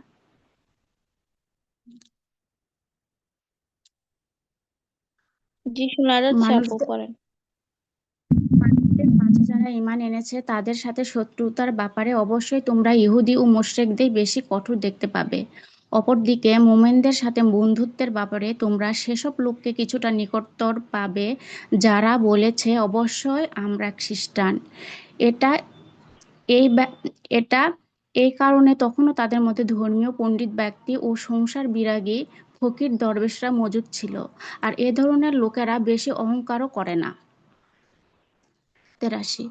রসূলের উপর যা কিছু নাজিল করা হয়েছে তা যখন এরা শোনে তখন সত্যের যেটুকু এরা জেনেছে সে কারণে তুমি এদের অনেকের চোখকেই অশ্রু সজল দেখতে পাবে। নিবেদিত হয়ে তারা বলে, হে আমাদের রব, আমরা ঈমান এনেছি, তুমি আমাদের নাম সত্যের সাক্ষ্যদাতাদের সাথে লিখে নাও। আল্লাহ তাআলার কাছ থেকে আমাদের কাছে যা কিছু সত্য এসেছে তার উপর আমরা ঈমান আনবো না কেন? আমরা তো বরং প্রত্যাশা করব যে আমাদের রব আমাদের সৎকর্মশীলদের সাথে জান্নাতে দাখিল করবেন। অতঃপর তারা যা বলল সেজন্য আল্লাহ তাআলা সন্তুষ্ট হয়ে তাদের এমন এক জান্নাত দান করবেন যার তলদেশ দিয়ে ঝর্ণাধারা প্রবাহমান থাকবে। সেখানে তারা হবে চিরস্থায়ী, আর এটা হচ্ছে নেককার লোকদের পুরস্কার। অপরদিকে যারা কুফরি করেছে এবং আমার আয়াতগুলোকে যারা মিথ্যা প্রতিপন্ন করেছে তারাই হবে জাহান্নামের অধিবাসী। ৮৭। হে ঈমানদার ব্যক্তিরা, আল্লাহ তাআলা তোমাদের জন্য যে পবিত্র জিনিসগুলো হালাল করে দিয়েছেন তোমরা সেগুলোকে নিজেদের জন্য হারাম করে নিও না, আর তোমরা সীমা লঙ্ঘন করো না। নিঃসন্দেহে আল্লাহ তাআলা সীমা লঙ্ঘনকারীদের পছন্দ করেন না। ৮৮। আল্লাহ তাআলা তোমাদের যে হালাল ও পবিত্র রিজিক দান করেছেন তোমরা তা খাও এবং সে আল্লাহ তাআলাকে ভয় করো যার উপর তোমরা ঈমান এনেছো। আল্লাহ তাআলা তোমাদের অর্থহীন শপথের জন্য তোমাদের পাকড়াও করবেন না, কিন্তু যে শপথ তোমরা শক্তভাবে করো সে ব্যাপারে আল্লাহ তাআলা অবশ্যই তোমাদের পাকড়াও করবেন।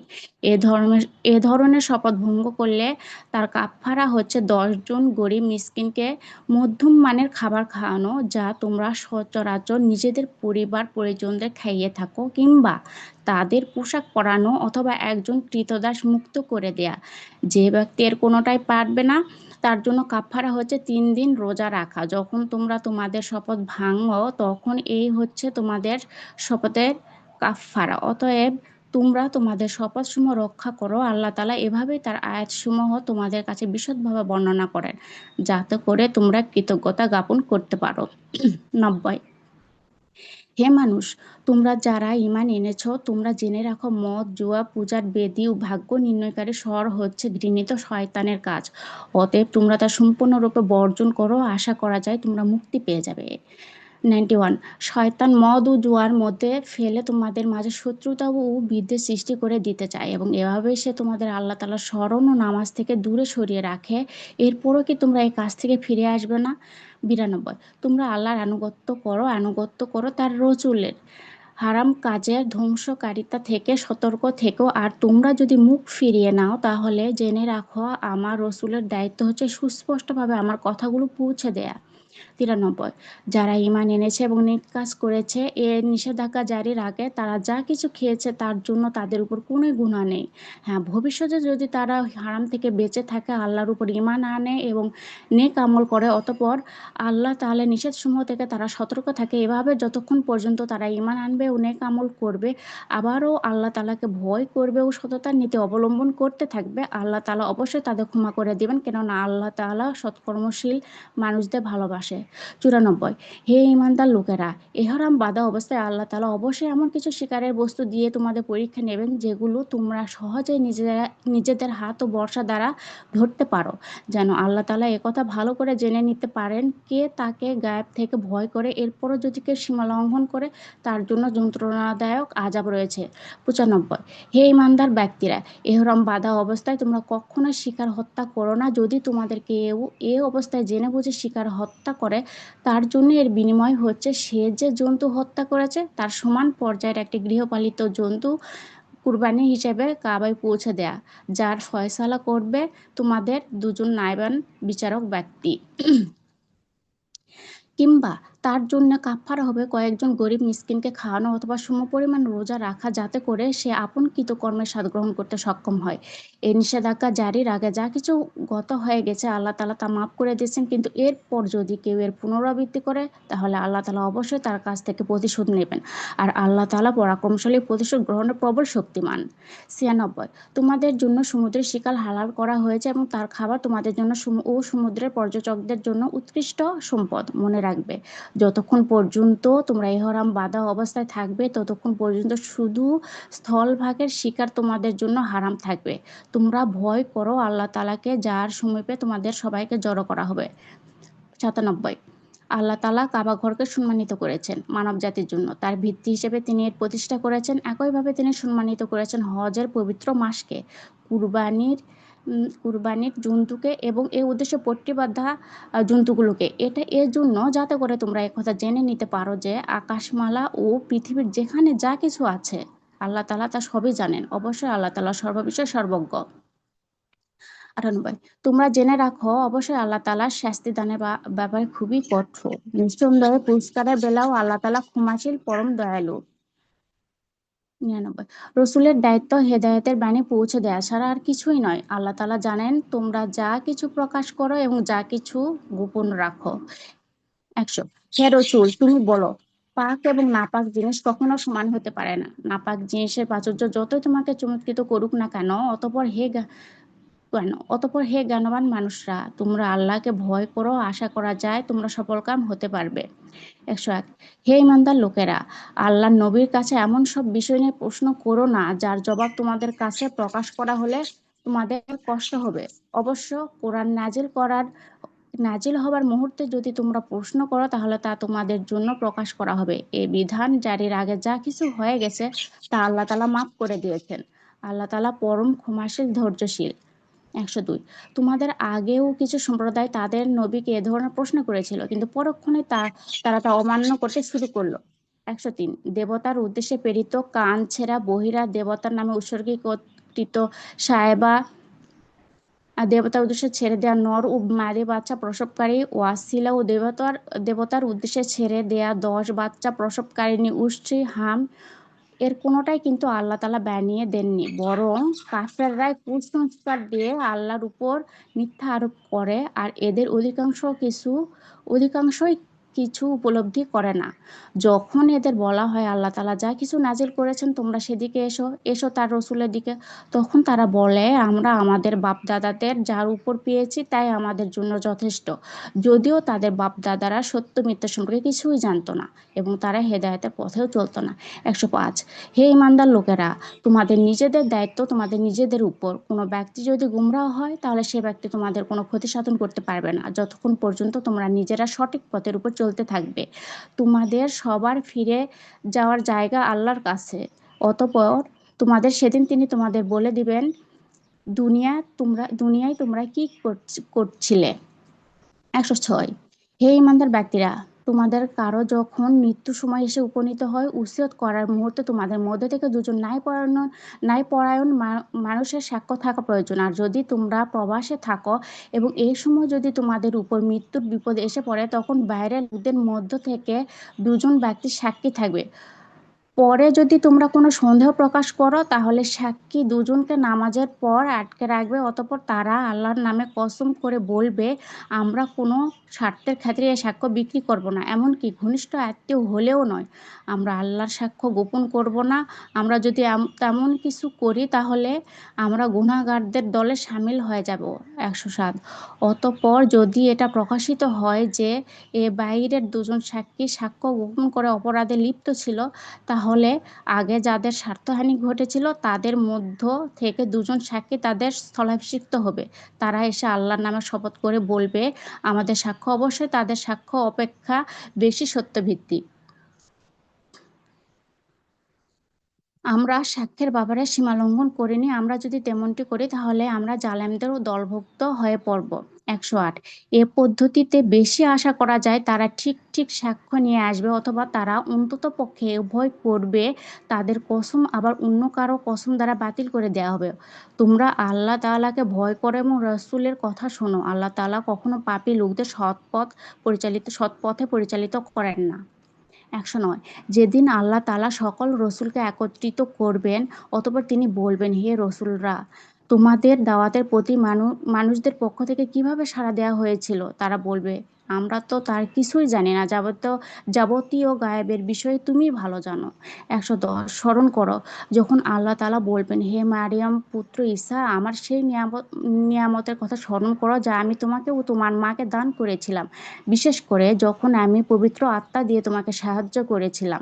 তুমি মানুষের সাথে যেমনি দোলনায় থাকতে কথা বলতে তেমনি বলবে পরিণত বয়সেও। আমি যখন তোমাকে কিতাব, জ্ঞান বিজ্ঞান, তাওরাত ও ইনজিল দান করেছিলাম, যখন তুমি আমারই হুকুমে কাঁচা মাটি দিয়ে পাখি সদৃশ আকৃতি বানাতে, অতঃপর তাতে ফু দিতে আর আমার আদেশক্রমে তা পাখি হয়ে যেত, আমারই হুকুমে তুমি জন্মান্ধ ও কুষ্ঠ রোগীকে নিরাময় করে দিতে, আমারই আদেশে তুমি মৃতদের বের করে আনতে, আমি তোমার কোনো অনিষ্ট সাধন থেকে বনী ইসরায়েলদের নিবৃত্ত করে রেখেছিলাম। যখন তুমি তাদের কাছে নবুয়তের এসব নিদর্শন নিয়ে পৌঁছালে, তখন তাদের মধ্যে যারা তোমাকে অস্বীকার করেছিল তারা বলল এই নিদর্শনগুলো জাদু ছাড়া আর কিছুই নয়।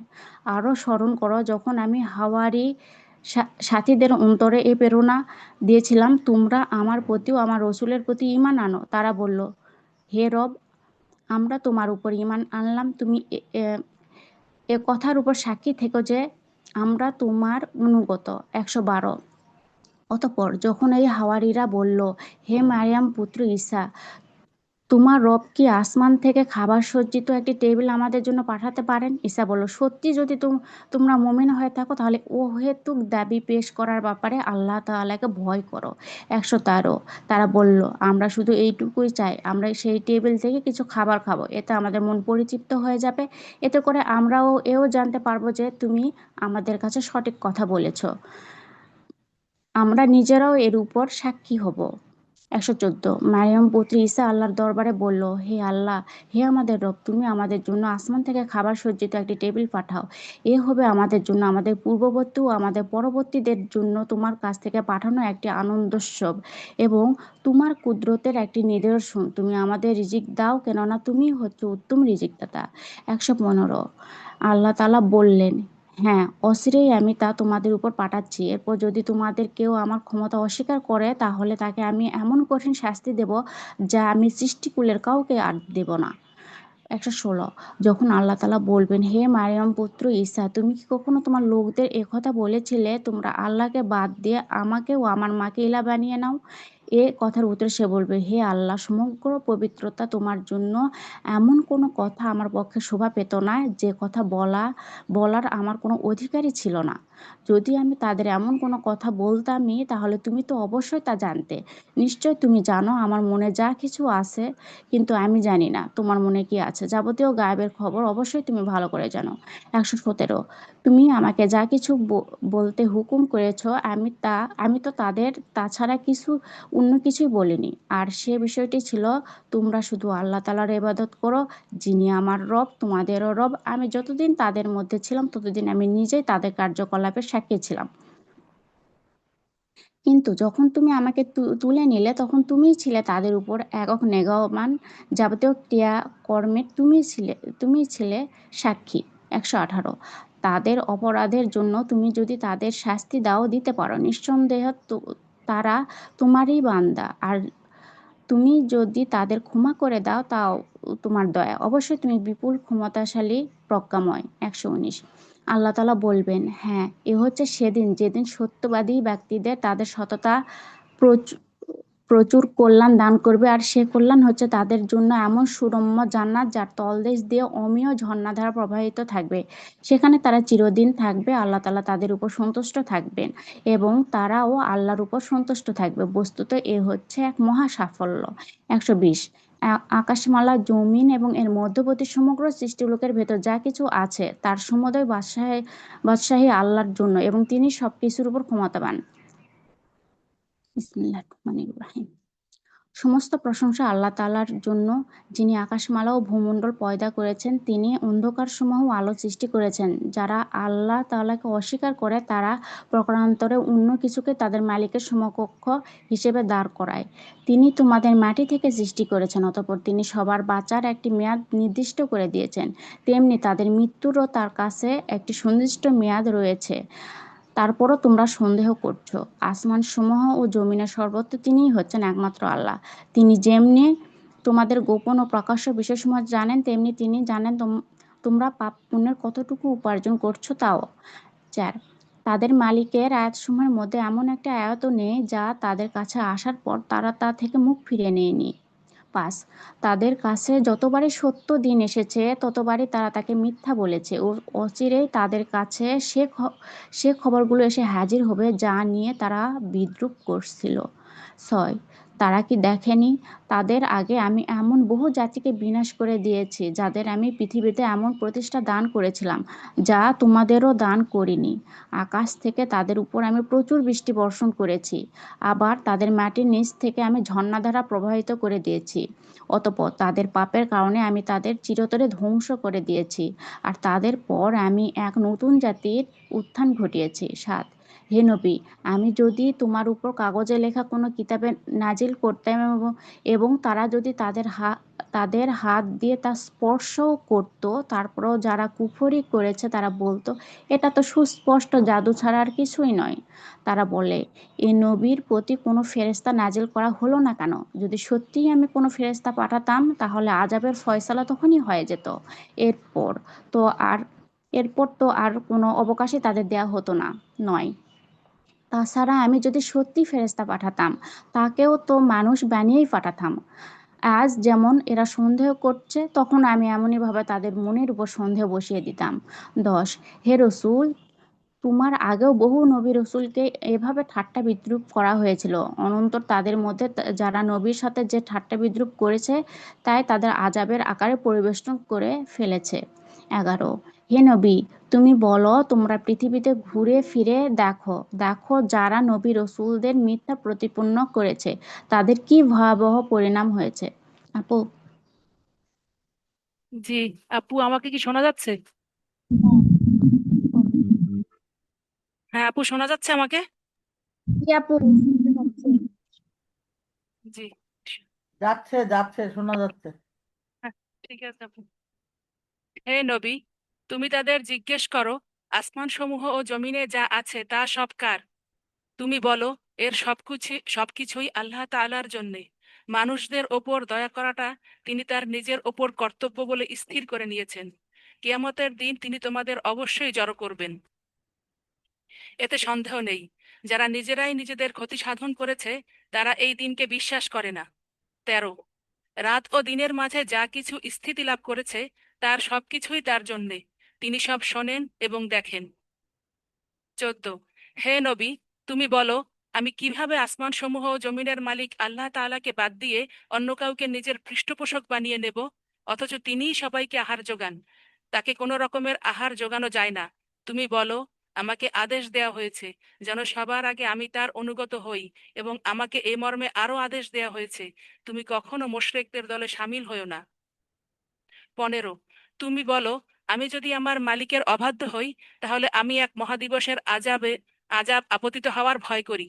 16, সে মহান দিবসে যাকে সে আজাব থেকে রেহাই দেয়া হবে তার উপর নিঃসন্দেহে আল্লাহ তাআলা অনুগ্রহ করবেন, আর এটি হচ্ছে সুস্পষ্ট সাফল্য। 17, যদি আল্লাহ তাআলা তোমাকে কোনো দুঃখ পৌঁছান তাহলে তিনি ছাড়া আর কেউই তা দূর করতে পারবে না। অপরদিকে তিনি যদি তোমার কোনো উপকার করেন তাহলে কেউ তাতে বাধাও দিতে পারে না, কেননা তিনি সবকিছুর ওপর ক্ষমতাবান। 18, তিনি তার বান্দাদের ওপর একচ্ছত্র ক্ষমতার অধিকারী, তিনি মহাজ্ঞানী, তিনি সম্যক ওয়াকেফহাল। 19, তুমি বলো, সাক্ষী হিসেবে কার সাক্ষ্য সবচেয়ে বড়? তুমি বলো, হ্যাঁ, একমাত্র আল্লাহ তাআলার, যিনি তোমাদের এবং আমার মধ্যকার সর্বোত্তম সাক্ষী। এ কোরআন তার কাছ থেকেই আমার প্রতি নাজিল করা হয়েছে, আমি যেন তা দিয়ে তোমাদের এবং তোমাদের পর যাদের কাছে এ গ্রন্থ পৌঁছবে তাদের আযাবের ভয় দেখাই। তোমরা কি একথার সাক্ষ্য দিতে পারবে আল্লাহর সাথে আরো কোনো ইলাহ রয়েছে? হে নবী, তুমি তাদের জানিয়ে দাও, আমি জেনে বুঝে কখনো এ ধরনের মিথ্যা সাক্ষ্য দিতে পারবো না। তুমি বলো, তিনি একক। তোমরা আল্লাহ তাআলার সাথে যে শিরক করে যাচ্ছ তার থেকে আমি অবশ্যই মুক্ত। 20, তোমার আগে যাদের আমি কিতাব দান করেছি তারা নবীকে ঠিক সেভাবেই চেনে যেভাবে তারা তাদের ছেলেদের চেনে, কিন্তু অজ্ঞতার বশবর্তী হয়ে যারা নিজেরা নিজেদের ক্ষতি সাধন করেছে তারা কখনো ঈমান আনবে না। 21, তার চাইতে বড় জালেম আর কে আছে, যে স্বয়ং আল্লাহ তাআলার উপর মিথ্যা আরোপ করে কিংবা তার আয়াতসমূহকে অস্বীকার করে? আসলে জালেমরা কখনো সাফল্য লাভ করে না। 22, একদিন আমি তাদের সবাইকে একত্রিত করব, অতঃপর যারা শিরক করেছে তাদের আমি বলবো, তোমাদের সেসব শরিকরা কোথায় আজ? কোথায় তারা যাদের তোমরা আমার সাথে শরিক মনে করতে? 23, অতঃপর তাদের সেদিন একথা বলা ছাড়া কোনো যুক্তিই থাকবে না যে, আল্লাহ তাআলার কসম, যিনি আমাদের রব, আমরা কখনো মুশরিক ছিলাম না।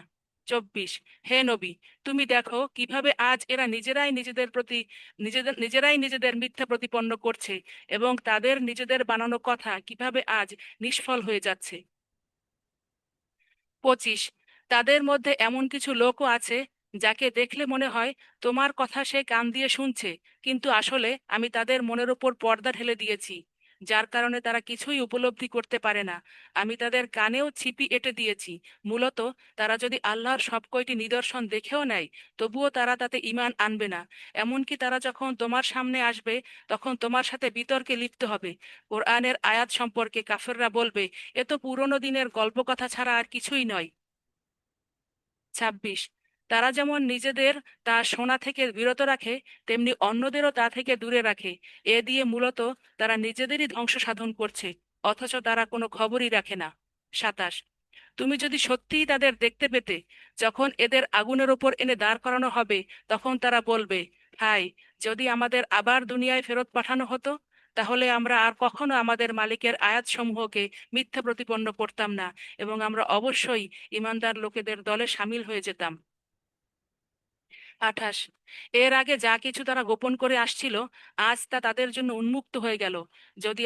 যদি তাদের আবার দুনিয়ায় ফেরত পাঠানোও হয় তারা তাই করে বেড়াবে যা থেকে তাদের নিষেধ করা হয়েছিল, অবশ্যই তারা মিথ্যাবাদী। 29, এরা বলে, আমাদের এই পার্থিব জীবনই তো হচ্ছে একমাত্র জীবন, আমরা কখনোই পুনরুজ্জীবিত হব না। 30, হায়, তুমি যদি সত্যিই সে দৃশ্য দেখতে পেতে, যখন তাদেরকে তাদের মালিকের সামনে দাঁড় করানো হবে এবং তিনি বলবেন, বলো, এ দিনটি কি সত্য নয়? তারা বলবে, হ্যাঁ, আমাদের মালিকের শপথ, এটা সত্য। তিনি বলবেন, তাহলে আজ সে আযাব ভোগ করো যাকে তোমরা অবিশ্বাস করতে। 31, অবশ্যই তারা ভীষণভাবে ক্ষতিগ্রস্ত হয়ে পড়েছে, যারা যারা আল্লাহর সামনাসামনি হওয়াকে মিথ্যা বলেছে। আর একদিন যখন সত্যি সত্যিই কিয়ামতের ঘন্টা হঠাৎ করেই তাদের সামনে এসে হাজির হবে, তখন তারা বলবে, হায় আফসোস, দুনিয়ায় এ দিনটিতে আমরা কত না অবহেলা করেছি। সেদিন তারা নিজেদের পাপের বোঝা নিজেদের পিঠেই বহন করে বেড়াবে। দেখো কত নিকৃষ্ট বোঝা সেটি, যা সেদিন তারা বইবে। 32। আর এ বৈষয়িক জীবন তো নিছক খেল তামাশা ছাড়া আর কিছুই নয়। মূলত যারা আল্লাহ তাআলাকে ভয় করে পরকালের বাড়িঘরই তাদের জন্য উৎকৃষ্ট। তোমরা কি মোটেই অনুধাবন করো না? 33। হে রসূল, আমি জানি এরা যা বলে তা তোমাকে পীড়া দেয়। এসব বলে এরা শুধু তোমাকেই মিথ্যা সাব্যস্ত করছে না, বরং এ জালেমরা এর মাধ্যমে আল্লাহ তাআলার আয়াতকেই অস্বীকার করছে। 34। তোমার আগেও রসূলদের মিথ্যাবাদী সাব্যস্ত করা হয়েছিল, কিন্তু তাদের মিথ্যাবাদী সাব্যস্ত করা ও নানাভাবে নির্যাতিত হবার পরও তারা ধৈর্য ধারণ করেছে। শেষ পর্যন্ত তাদের কাছে আমার সাহায্য এসে হাজির হয়েছে। আসলে আল্লাহর কথা বদল করার কেউ নেই। অবশ্য নবীদের সংবাদ তো তোমার কাছে আগেই এসে পৌঁছেছে। 35। তারপরও যদি তাদের এ উপেক্ষা তোমার কাছে কষ্টকর মনে হয়, তাহলে তোমার সাধ্য থাকলে তুমি পালনের জন্য ভূগর্ভে কিংবা ভূগর্ভে কোনো সুড়ঙ্গ কিংবা আসমানে কোনো সিঁড়ি তালাশ করো এবং সেখান থেকে তাদের জন্য কোনো নিদর্শন নিয়ে এসো। আল্লাহ তাআলা যদি চাইতেন, তিনি তাদের সবাইকে হেদায়েতের ওপর জড়ো করে দিতে পারতেন, এবং তুমি কখনো মূর্খ লোকেদের দলে শামিল হইও না। 36। যারা এ কথাগুলো শোনে তারা অবশ্যই আল্লাহর ডাকে সাড়া দেয়। যারা মরে গেছে, আল্লাহ তাআলা তাদেরকেও কবর থেকে উঠাবেন। অতঃপর মহাবিচারের জন্যে তারা সবাই তার সামনে প্রত্যাবর্তিত হবে। 37। এরা বলে, নবীর ওপর তার মালিকের পক্ষ থেকে আমাদের কথা মতো কোনো নিদর্শন নাজিল করা হয়নি কেন? হে রসূল, তুমি বলো, অবশ্যই আল্লাহ তাআলা সব ধরনের নিদর্শন পাঠানোর ক্ষমতা রাখেন, কিন্তু এদের অধিকাংশ লোকই এ ব্যাপারে কিছু জানে না। 38। জমিনের বুকে বিচরণশীল যে কোনো জন্তু কিংবা বাতাসের বুকে নিজ ডানা দুটি দিয়ে উড়ে চলা যে কোনো পাখি, যারা তোমাদের মতো সৃষ্টি নয়, আমি এ গ্রন্থে তাদের বর্ণনার কোনো কিছুও বাদ রাখিনি। অতঃপর এদের সবাইকে তাদের মালিকের কাছে জড়ো করা হবে। 39। যারা আমার আয়াতসমূহকে মিথ্যা সাব্যস্ত করে, তারা হেদায়েতের ব্যাপারে বধির ও মূক। তারা অন্ধকারে পড়ে আছে। আল্লাহ তাআলা যাকে চান তাকে গোমরাহ করে দেন, আবার যাকে চান তাকে তিনি সঠিক পথের উপরে এনে স্থাপন করেন। 40। তুমি বলো, তুমি কি তোমাদের নিজেদের অবস্থা দেখেছো? যখন তোমাদের ওপর আল্লাহর পক্ষ থেকে কোনো আযাব আসবে কিংবা হঠাৎ করে কিয়ামত এসে হাজির হবে, তখন তোমরা কি আল্লাহ তাআলা ছাড়া আর কাউকে ডাকবে? বলো, যদি তোমরা সত্যবাদী হও। 41। বরং তোমরা তো তখন শুধু তাকেই ডাকবে। তোমরা যে জন্য তাকে ডাকবে তিনি চাইলে তা দূর করে দেবেন, এবং যাদের তোমরা আল্লাহ তাআলার অংশীদার বানাতে, তাদের তোমরা ভুলে যাবে। 42। তোমরা আগের জাতিসমূহের কাছেও তোমার আগের জাতিসমূহের কাছেও আমি আমার রসূল পাঠিয়েছিলাম। তাদেরও আমি নানা দুঃখ কষ্ট ও বিপর্যয় আটকে রেখেছিলাম, যাতে করে তারা বিনয়ের সাথে নতি স্বীকার করে। 43। যদি এমন হতো যে তাদের ওপর আমার বিপর্যয় এসে আপতিত হলো, তারা বিনীত হয়ে গেল, কিন্তু তাদের অন্তর এতে আরো শক্ত হয়ে গেল, এবং তারা যা করে যাচ্ছিল শয়তান তাদের কাছে তা শোভনীয় করে তুলে ধরেছিল। 44। অতঃপর তারা সেসব কিছুই ভুলে গেল যা তাদের বারবার স্মরণ করানো হয়েছিল। তারপরও আমি তাদের ওপর সচ্ছলতার সব কয়টি দুয়ারই খুলে দিলাম। শেষ পর্যন্ত যখন তারা তাতেই মত্ত হয়ে গেল যা তাদের দেয়া হয়েছিল, তখন আমি তাদের হঠাৎ পাকড়াও করে নিলাম। তারা সাথে সাথে নিরাশ হয়ে পড়ল। 45। যারা আল্লাহ তাআলার ব্যাপারে জুলুম করেছে, তাদের সবার মূলচ্ছেদ করে দেয়া হয়েছে, আর সকল প্রশংসা আল্লাহ তাআলার জন্যেই, যিনি সৃষ্টিকুলের মালিক। 46। হে রসূল, তুমি বলো, তোমরা কি একথা ভেবে দেখেছো, যদি আল্লাহ তাআলা কখনো তোমাদের শোনার ও দেখার ক্ষমতা কেড়ে নেন এবং তোমাদের অন্তরসমূহের ওপর মোহর মেরে দেন, তবে আল্লাহ তাআলা ছাড়া দ্বিতীয় কোনো ইলাহ আছে কি, যে তোমাদের এসব কিছু ফিরিয়ে দিতে পারবে? তাকিয়ে দেখো কিভাবে আমি আমার আয়াতসমূহ খুলে খুলে বর্ণনা করছি, এ সত্ত্বেও তারা মুখ ফিরিয়ে নিচ্ছে। 47। তুমি বলো, তোমরা কি তাদের দেখেছো, যদি কখনো গোপনে কিংবা প্রকাশ্যভাবে তোমাদের ওপর আল্লাহর আযাব আপতিত হয়, তাতে কতিপয় জালেম সম্প্রদায়ের লোক ব্যতীত অন্য কাউকে ধ্বংস করা হবে কি? 48। আমি রসূলদের জান্নাতের সুসংবাদবাহী ও জাহান্নামের সতর্ককারী ছাড়া অন্যভাবে পাঠাই না। অতঃপর যে ব্যক্তি ঈমান আনবে এবং নিজেকে সংশোধন করে নেবে তাদের কোনো ভয় নেই এবং তারা সেদিন কোনো রকম চিন্তাও করবে না। 49। অপরদিকে যারা আমার আয়াতসমূহকে মিথ্যা প্রতিপন্ন করবে কঠোর আযাব তাদের ঘিরে ধরবে, কেননা তারা আমার সাথে নাফরমানি করছিল। 50। হে মুহাম্মদ, তুমি বলো, আমি তো তোমাদের একথা বলি না যে আমার কাছে আল্লাহ তাআলার বিপুল ধনভাণ্ডার রয়েছে, না একথা বলি যে আমি গায়েবের কোনো খবর রাখি, একথাও বলি না যে আমি একজন ফেরেশতা। আসলে আমি তো সেই ওহীরই অনুসরণ করি যা আমার ওপর নাজিল করা হয়। তুমি বলো, অন্ধ আর চক্ষুষ্মান ব্যক্তিকে কখনো এক হতে পারে? তোমরা কি মোটেই চিন্তা ভাবনা করো না? 51। হে মুহাম্মদ, তুমি আল্লাহর কিতাবের মাধ্যমে সেসব লোকেদের আযাবের সতর্ক করো যারা এ ভয় করে যে তাদেরকে তাদের মালিকের সামনে একত্র করা হবে, সেদিন তাদের জন্য তিনি ছাড়া কোনো বন্ধু কিংবা কোনো সুপারিশকারী থাকবে না। আশা করা যায় তারা সাবধান হবে। 52। তাদের তুমি তাদের তুমি তোমার কাছ থেকে সরিয়ে দিও না, যারা সকাল সন্ধ্যায় তাদের মালিককে ডাকে, তারই সন্তুষ্টি কামনা করে, কারণ তাদের কাজকর্মের কোনো রকম দায়িত্বই তোমার উপর নেই। তোমার কাজকর্মের হিসাব কিতাবের কোনো রকম দায়িত্ব তাদের উপর নেই। যদি তুমি তাদের সরিয়ে দাও তাহলে তুমিও জালেমদের দলে সামিল হয়ে যাবে। 53। আর আমি এভাবেই তাদের একদল দ্বারা অন্য দলের পরীক্ষা নিয়েছি, যেন অহংকারী লোকেরা গরিবদের একথা বলতে পারে যে এরাই কি হচ্ছে আমাদের মাঝে সে দলের লোক যাদের উপর আল্লাহ তাআলা অনুগ্রহ করেছেন? আল্লাহ তাআলা কি তার কৃতজ্ঞ বান্দাদের ভালো করে জানেন না? 54। যারা আমার আয়াতসমূহের ওপর ঈমান এনেছে তারা যখন তোমার কাছে আসবে তখন তুমি তাদের বলো, তোমাদের ওপর শান্তি বর্ষিত হোক। তোমাদের ওপর অনুগ্রহ করাটা তোমাদের রব নিজের কর্তব্য বলে স্থির করে নিয়েছেন। তবে তোমাদের মধ্যে যদি কেউ কখনো অজ্ঞতাবশত কোনো অন্যায় কাজ করে বসে এবং পরক্ষণেই তওবা করে ও নিজেকে শুধরে নেয়, তাহলে আল্লাহ তাআলা তাকে ক্ষমা করে দেবেন। তিনি একান্ত ক্ষমাশীল ও পরম দয়ালু। 55। আর এভাবেই আমি আমার আয়াতসমূহকে বিশদভাবে বর্ণনা করি যাতে করে অন্যদের সামনে অপরাধীদের পথ পরিষ্কার হয়ে যায়। 56। হে মুহাম্মদ, তুমি বলো, আল্লাহ তাআলাকে বাদ দিয়ে তোমরা আর যাদের ডাকো আমাকে তাদের গোলামি করতে নিষেধ করা হয়েছে। তুমি এও বলো, আমি কখনো তোমাদের খেয়াল খুশির অনুসরণ করব না। তেমনটি করলে আমি গোমরাহ হয়ে যাব এবং আমি আর সত্যের অনুসারীদের অন্তর্ভুক্ত থাকব না। 57। তুমি বলো, আমি অবশ্যই আমার মালিকের এক উজ্জ্বল দলিল প্রমাণের উপর প্রতিষ্ঠিত আছি, আর সে জিনিসটাই তোমরা অস্বীকার করছো। যা তোমরা দ্রুত দেখতে চাও তা ঘটানোর ক্ষমতা আমার নেই। সবকিছুর চূড়ান্ত ক্ষমতা কেবলমাত্র আল্লাহ তাআলার হাতেই রয়েছে, আর এই সত্যটাই তিনি এখানে বর্ণনা করেছেন। তিনি হচ্ছেন উত্তম ফয়সালাকারী। 58। তুমি বলো, আযাবের যে বিষয়টার জন্য তোমরা তাড়াহুড়ো করছো তা ঘটানো যদি আমার ক্ষমতার মধ্যে থাকতো তাহলে তোমাদের ও আমার মধ্যকার ফয়সালা তো অনেক আগেই হয়ে যেত। আল্লাহ তাআলা জালেমদের ভালো করেই জানেন। 59। গায়েবের চাবিগুলো সব তার হাতেই নিবদ্ধ রয়েছে। সে খবর তিনি ছাড়া কারোই জানা নেই। জলে স্থলে যেখানে যা কিছু আছে তা শুধু তিনিই জানেন। গাছের একটি পাতা কোথাও ঝরে না যা তিনি জানেন না। মাটির অন্ধকারে একটি শস্যকণাও নেই। নেই কোনো তাজা সবুজ কিংবা ক্ষয়িষ্ণু শুকনো কিছু যার বিবরণ একটি সুস্পষ্ট গ্রন্থে মজুদ নেই। তিনিই মহান আল্লাহ, যিনি রাতের বেলা তোমাদের উপর মৃত্যু ছেয়ে দেন। দিনের বেলায় তোমরা যা কিছু করো তা তিনি জানেন। রাতের পর তিনি আবার তোমাদের উঠিয়ে দেন, যাতে করে তোমাদের নির্দিষ্ট সময়কাল পূর্ণতা পেতে পারে। এরপর তার দিকেই হচ্ছে তোমাদের ফিরে যাবার জায়গা।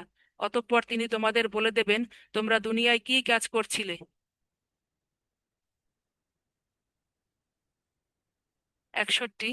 আল্লাহ তাআলা নিজ বান্দাদের ওপর পূর্ণ মাত্রায় কর্তৃত্বশীল। তিনি তোমাদের ওপর পাহারাদার ফেরেশতা নিযুক্ত করেন।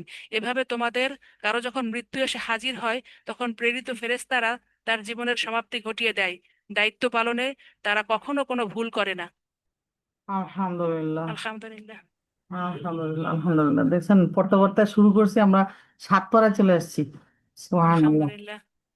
জাযাকিল্লাহু খাইরান আপু।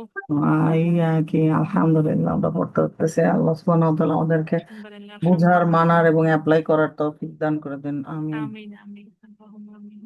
ঠিক আছে, সবাই ভালো থাকেন, ইনশাল্লাহ আবার কালকে পড়বো। সুবহানাকাল্লাহুম্মা ওয়া বিহামদিকা, নাশহাদু আল্লা ইলাহা ইল্লা আনতা, নাস্তাগফিরুকা ওয়া নাতুবু ইলাইক। আসসালামু আলাইকুম।